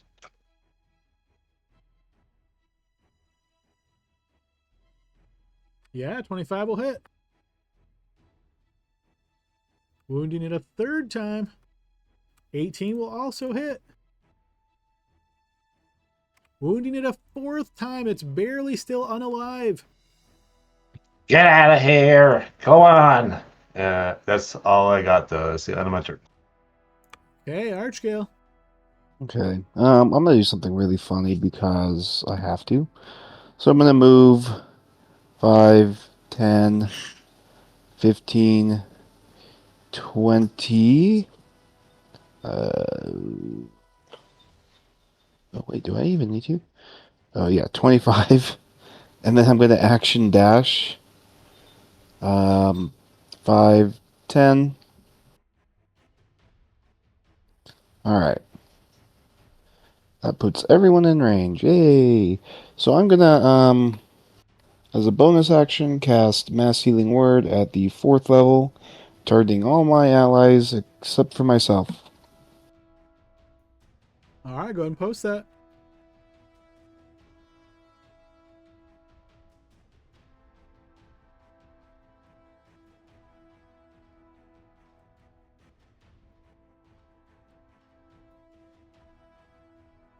But I will still get 6 back from that.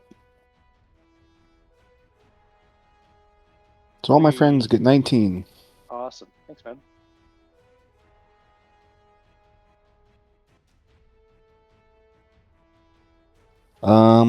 That's action, bonus action.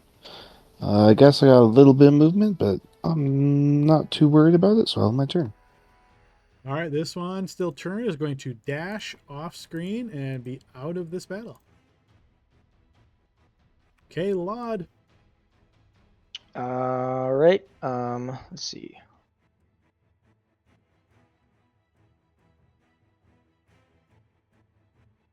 It's not close enough to do what I want. So, I'm going to move behind the tree to try to get a little bit of cover from this guy, and then I'm going to cast at the 3rd level Cure Wounds on myself again.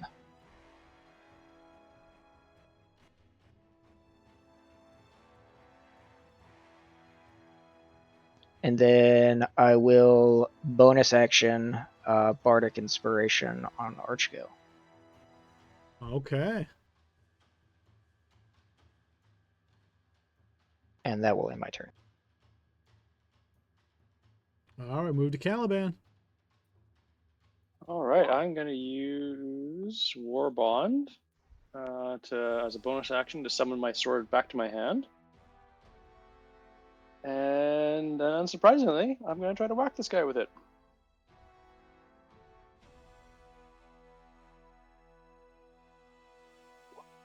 That will miss. Oh, actually, with flank, that will hit.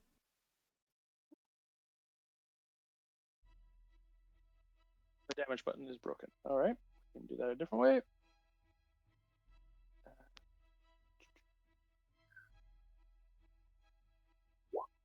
All right, you slash down, hit him, and the moment your blade connects with him, he explodes. And I need all 3 of you, Caliban, Glory, and Runok, to make Constitution saving throws. Whoops.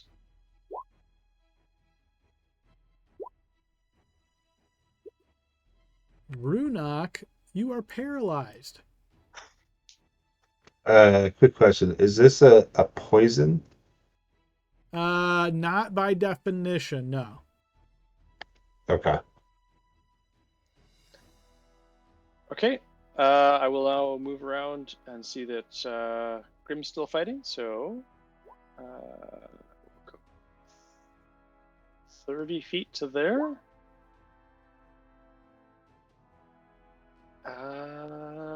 Yeah, and I'll end my turn. Alrighty, this guy is going to stand up from prone. And then he is going to move. So he's going to fly over to here. Grim, I believe you already... Did you get your turn back before you took an opportunity attack? Yeah, because I'm 2 after him. So... Okay, yep, I he believe would've you're right. moved. Yeah. So if you'd like to take an opportunity attack, you can. 15 is going to miss. All right, once he flies to here, he's going to blast you, Grim, a couple of times. 25 is going to connect for 11 points of lightning damage. 25 will connect for 22 points of lightning damage as he zaps you strongly twice. Barnaby. Ouch.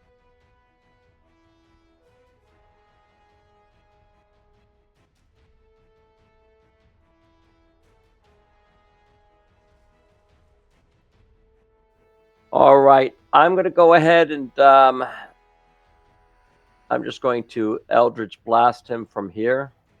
Okay.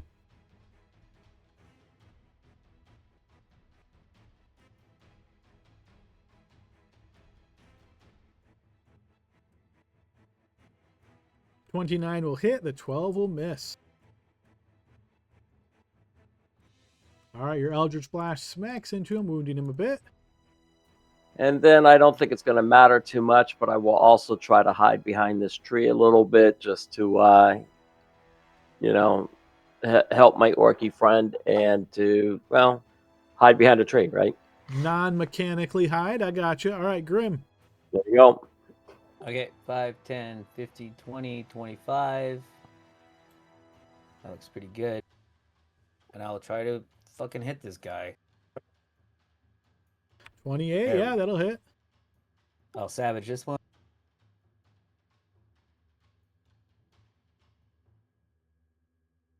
That plus the 5. All right, Fiery Shamshir slashes into him, wounds him. I'm gonna try to bash him to the ground. DC 17. You managed to do so. All right, second attack. 21 will also hit.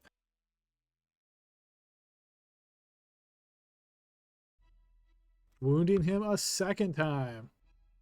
Okay, now's the time for action surge that he's prone. Burn my action surge. Okay. 2 more. 21 will hit. Wounding him. Oh, come on. 20 will also hit. Yep. Wounding him again. So close. Do. Bonus action left. That was some serious shit. I'm gonna second wind and then I'll end my turn. I think that's third wind, right? Yeah, it is. I'm done. All right. All right, go ahead and end your turn. Move to glory. All right. Bonus action, extend rage, action dash.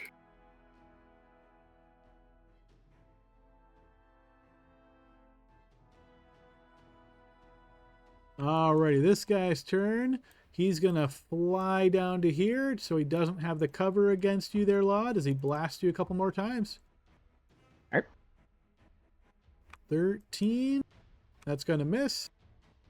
14 also going to miss. You managed to dodge both of those blasts. Runok, your turn ends. You're no longer paralyzed. And we move to Archgale. Right.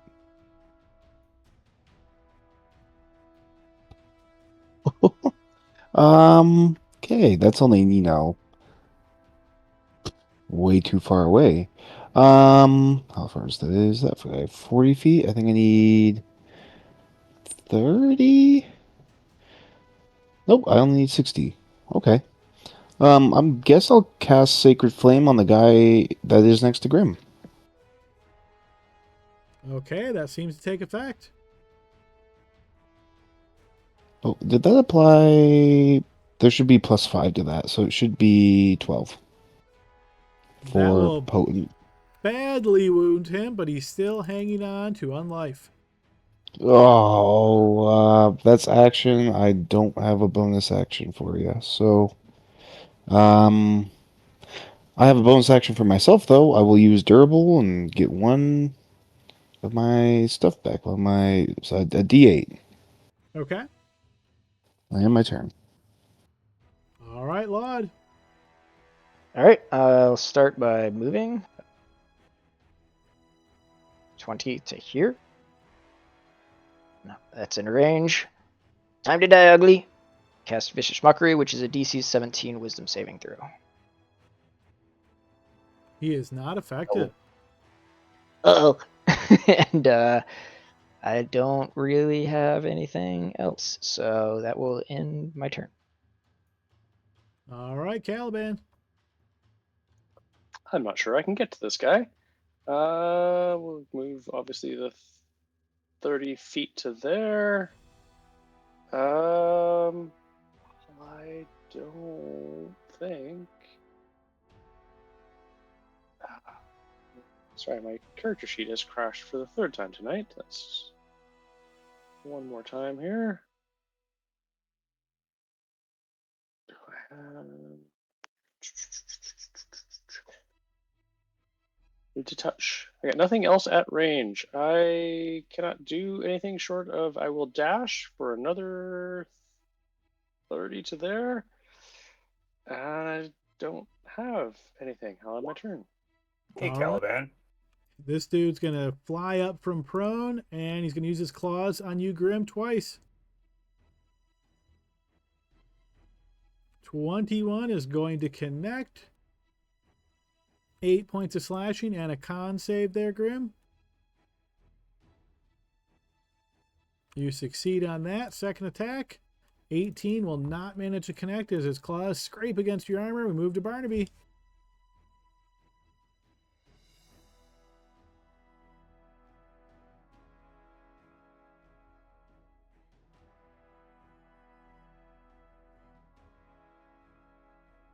Sorry, I'm lowering down so I could see this other guy. Feeling that these guys got that guy well in hand, plus me not wanting to be the one to have someone go boom, I'm going to go ahead and move down.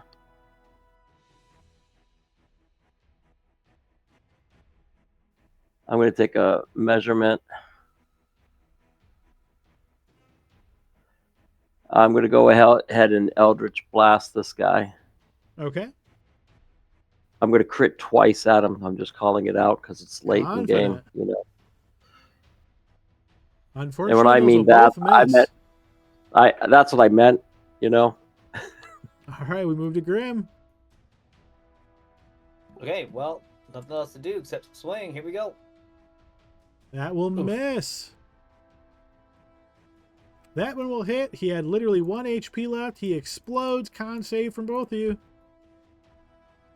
Oh yeah, why did I do that? That was kind of silly, wasn't it? I was wondering.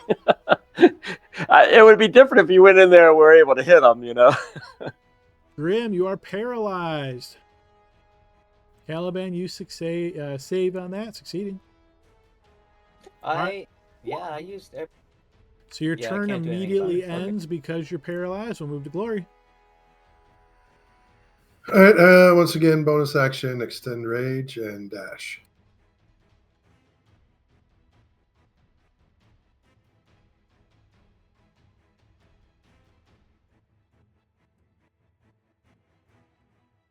All right. Seeing you get close, Glory, he's going to fly up in the air and over to here. You can take an opportunity attack if you wish.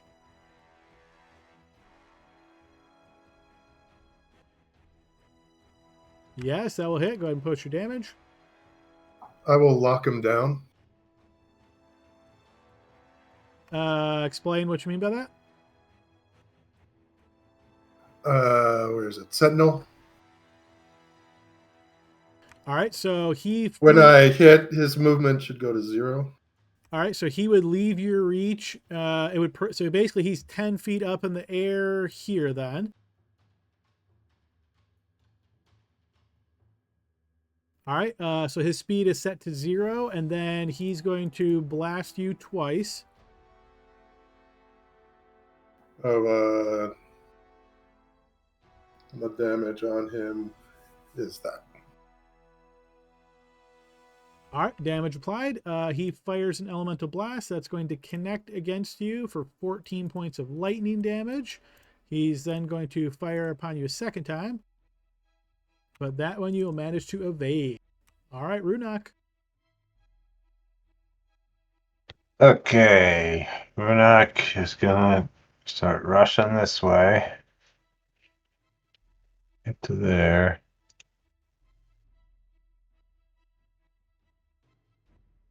Yeah. Eldritch Blast. All right, you aim past the tree and past Glory trying to hit him. Go ahead and make your attacks. Well, he's above Glory, though. He's flying 10 feet up in the air. True. Just past the tree then. First one's going to miss. The second one will connect. All right, that bit of force damage strikes into him and wounds him. And that is the end of my turn. Okay, Archgale. All right, I'm gonna move. 5, 10, 15, 20, 25. Gonna action dash. 5, 10, 15, 20, 25. And then I'm gonna use durable. And then my turn. Okay, Laud. Sorry, I'm trying to read that. I think it's a little too far away. So say 10 feet. That would be within 80, right? Oh, yep. So Yeah, he's that- like 60 away or something. Yeah, just because of the extra height. And then I will cast True Strike at him. Yes, that will connect. That will strike into him, wounding him. All right, and then I have 10 more feet of movement, so I'll try to kind of get behind the tree as much as I can, and in my turn there. Okay, Caliban. Okay, Caliban will drop his sword again and use an object interaction to draw his crossbow. Is that viable? Usually with a crossbow, what kind of crossbow is it? Usually you need 2 hands, I believe. Oh, it does. It's heavy, so I do need both, and I still have my shield. He will just head over in that direction then. So I will go 30, 60 to here, which is a dash. So my action is dash, and my turn. Okay, Barnaby.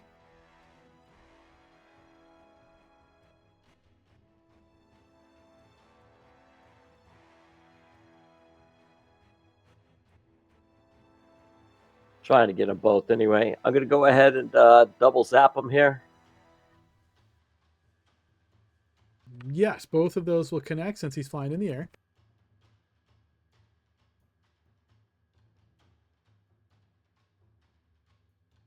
All right, Get away from my friends.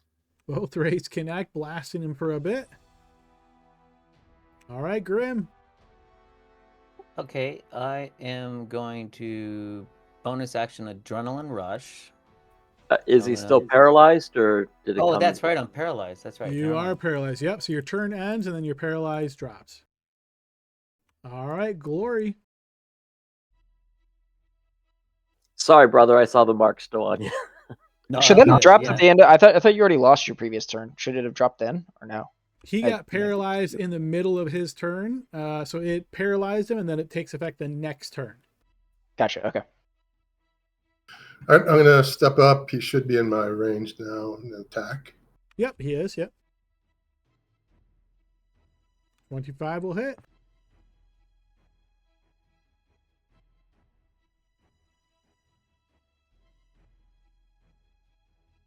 That will wound him. 11 will miss. Whole arm strike. Nice. That'll critically hit.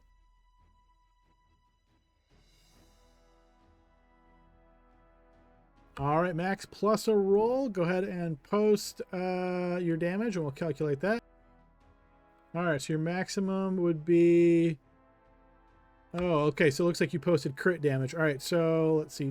So you rolled a 4, and we're adding 3 to that, 7. Your max is another 4, so yeah, so it's 11. All right, you've bashed him and wounded him. All right, he is going to fly down on top of your head, Glory. So he was 10 feet away. He's now 5 feet away, and he's going to attack with his claws. He'll miss with the first swipe and miss with the second swipe. He's desperate, so he was hoping to paralyze you there. So now he's going to try to fly away the 25 feet. You can make an opportunity attack if you wish. Yes, that will connect. So he's still at the 10-foot mark away from you. Go ahead and post your damage. All right, so he's 10 feet in the air and wounded as we move to Runak. Okay, Ronak is just rushing forward and Eldritch Blasting. Rush to there and Eldritch Blast. All right, no more cover from the tree. First one misses, but second one will connect. blast them for a bit. Okay, and that's it. Okay, Archgale. Okay, Sacred Flame. Sacred Flame. He's going to evade that. Okay, end my turn. All Oh right. wait, durable first. All right, feel free. Doing a quick tally on how much HP he has left and the number of attacks that are incoming. I don't think he's going to live, and since we're at the little overtime, I'm going to go ahead and call it there and say you guys have managed to defeat this opponent at range. He's going to explode, not affecting anybody with his paralyzing aura. So yes, you guys are done with this battle as you are here in these strange graves in this area. When we pick up next week, you guys will be able to look around in this area, see what it is that you can find, knowing that you're looking for something strange here because of all this activity in this area. So good session, everybody. Hope you guys enjoyed it. We'll pick up next week and continue the adventure then. Good fight. Thanks, everybody. Thanks. Yeah, good game. Yeah, thanks, all. Adam. Enjoy, everybody. See ya. I think we survived 5 fireballs. Congratulations. Yeah, that was pretty. 5 fireballs plus the quakes or whatever it was, the con saves. Sandstorm. Yeah, I was just like, I just took like 70 damage without like any chance to do anything. And not to be that guy, but it was only 4 fireballs. But yes, okay. All right, have a great night, yeah, everybody. See you all next course. time. Yeah.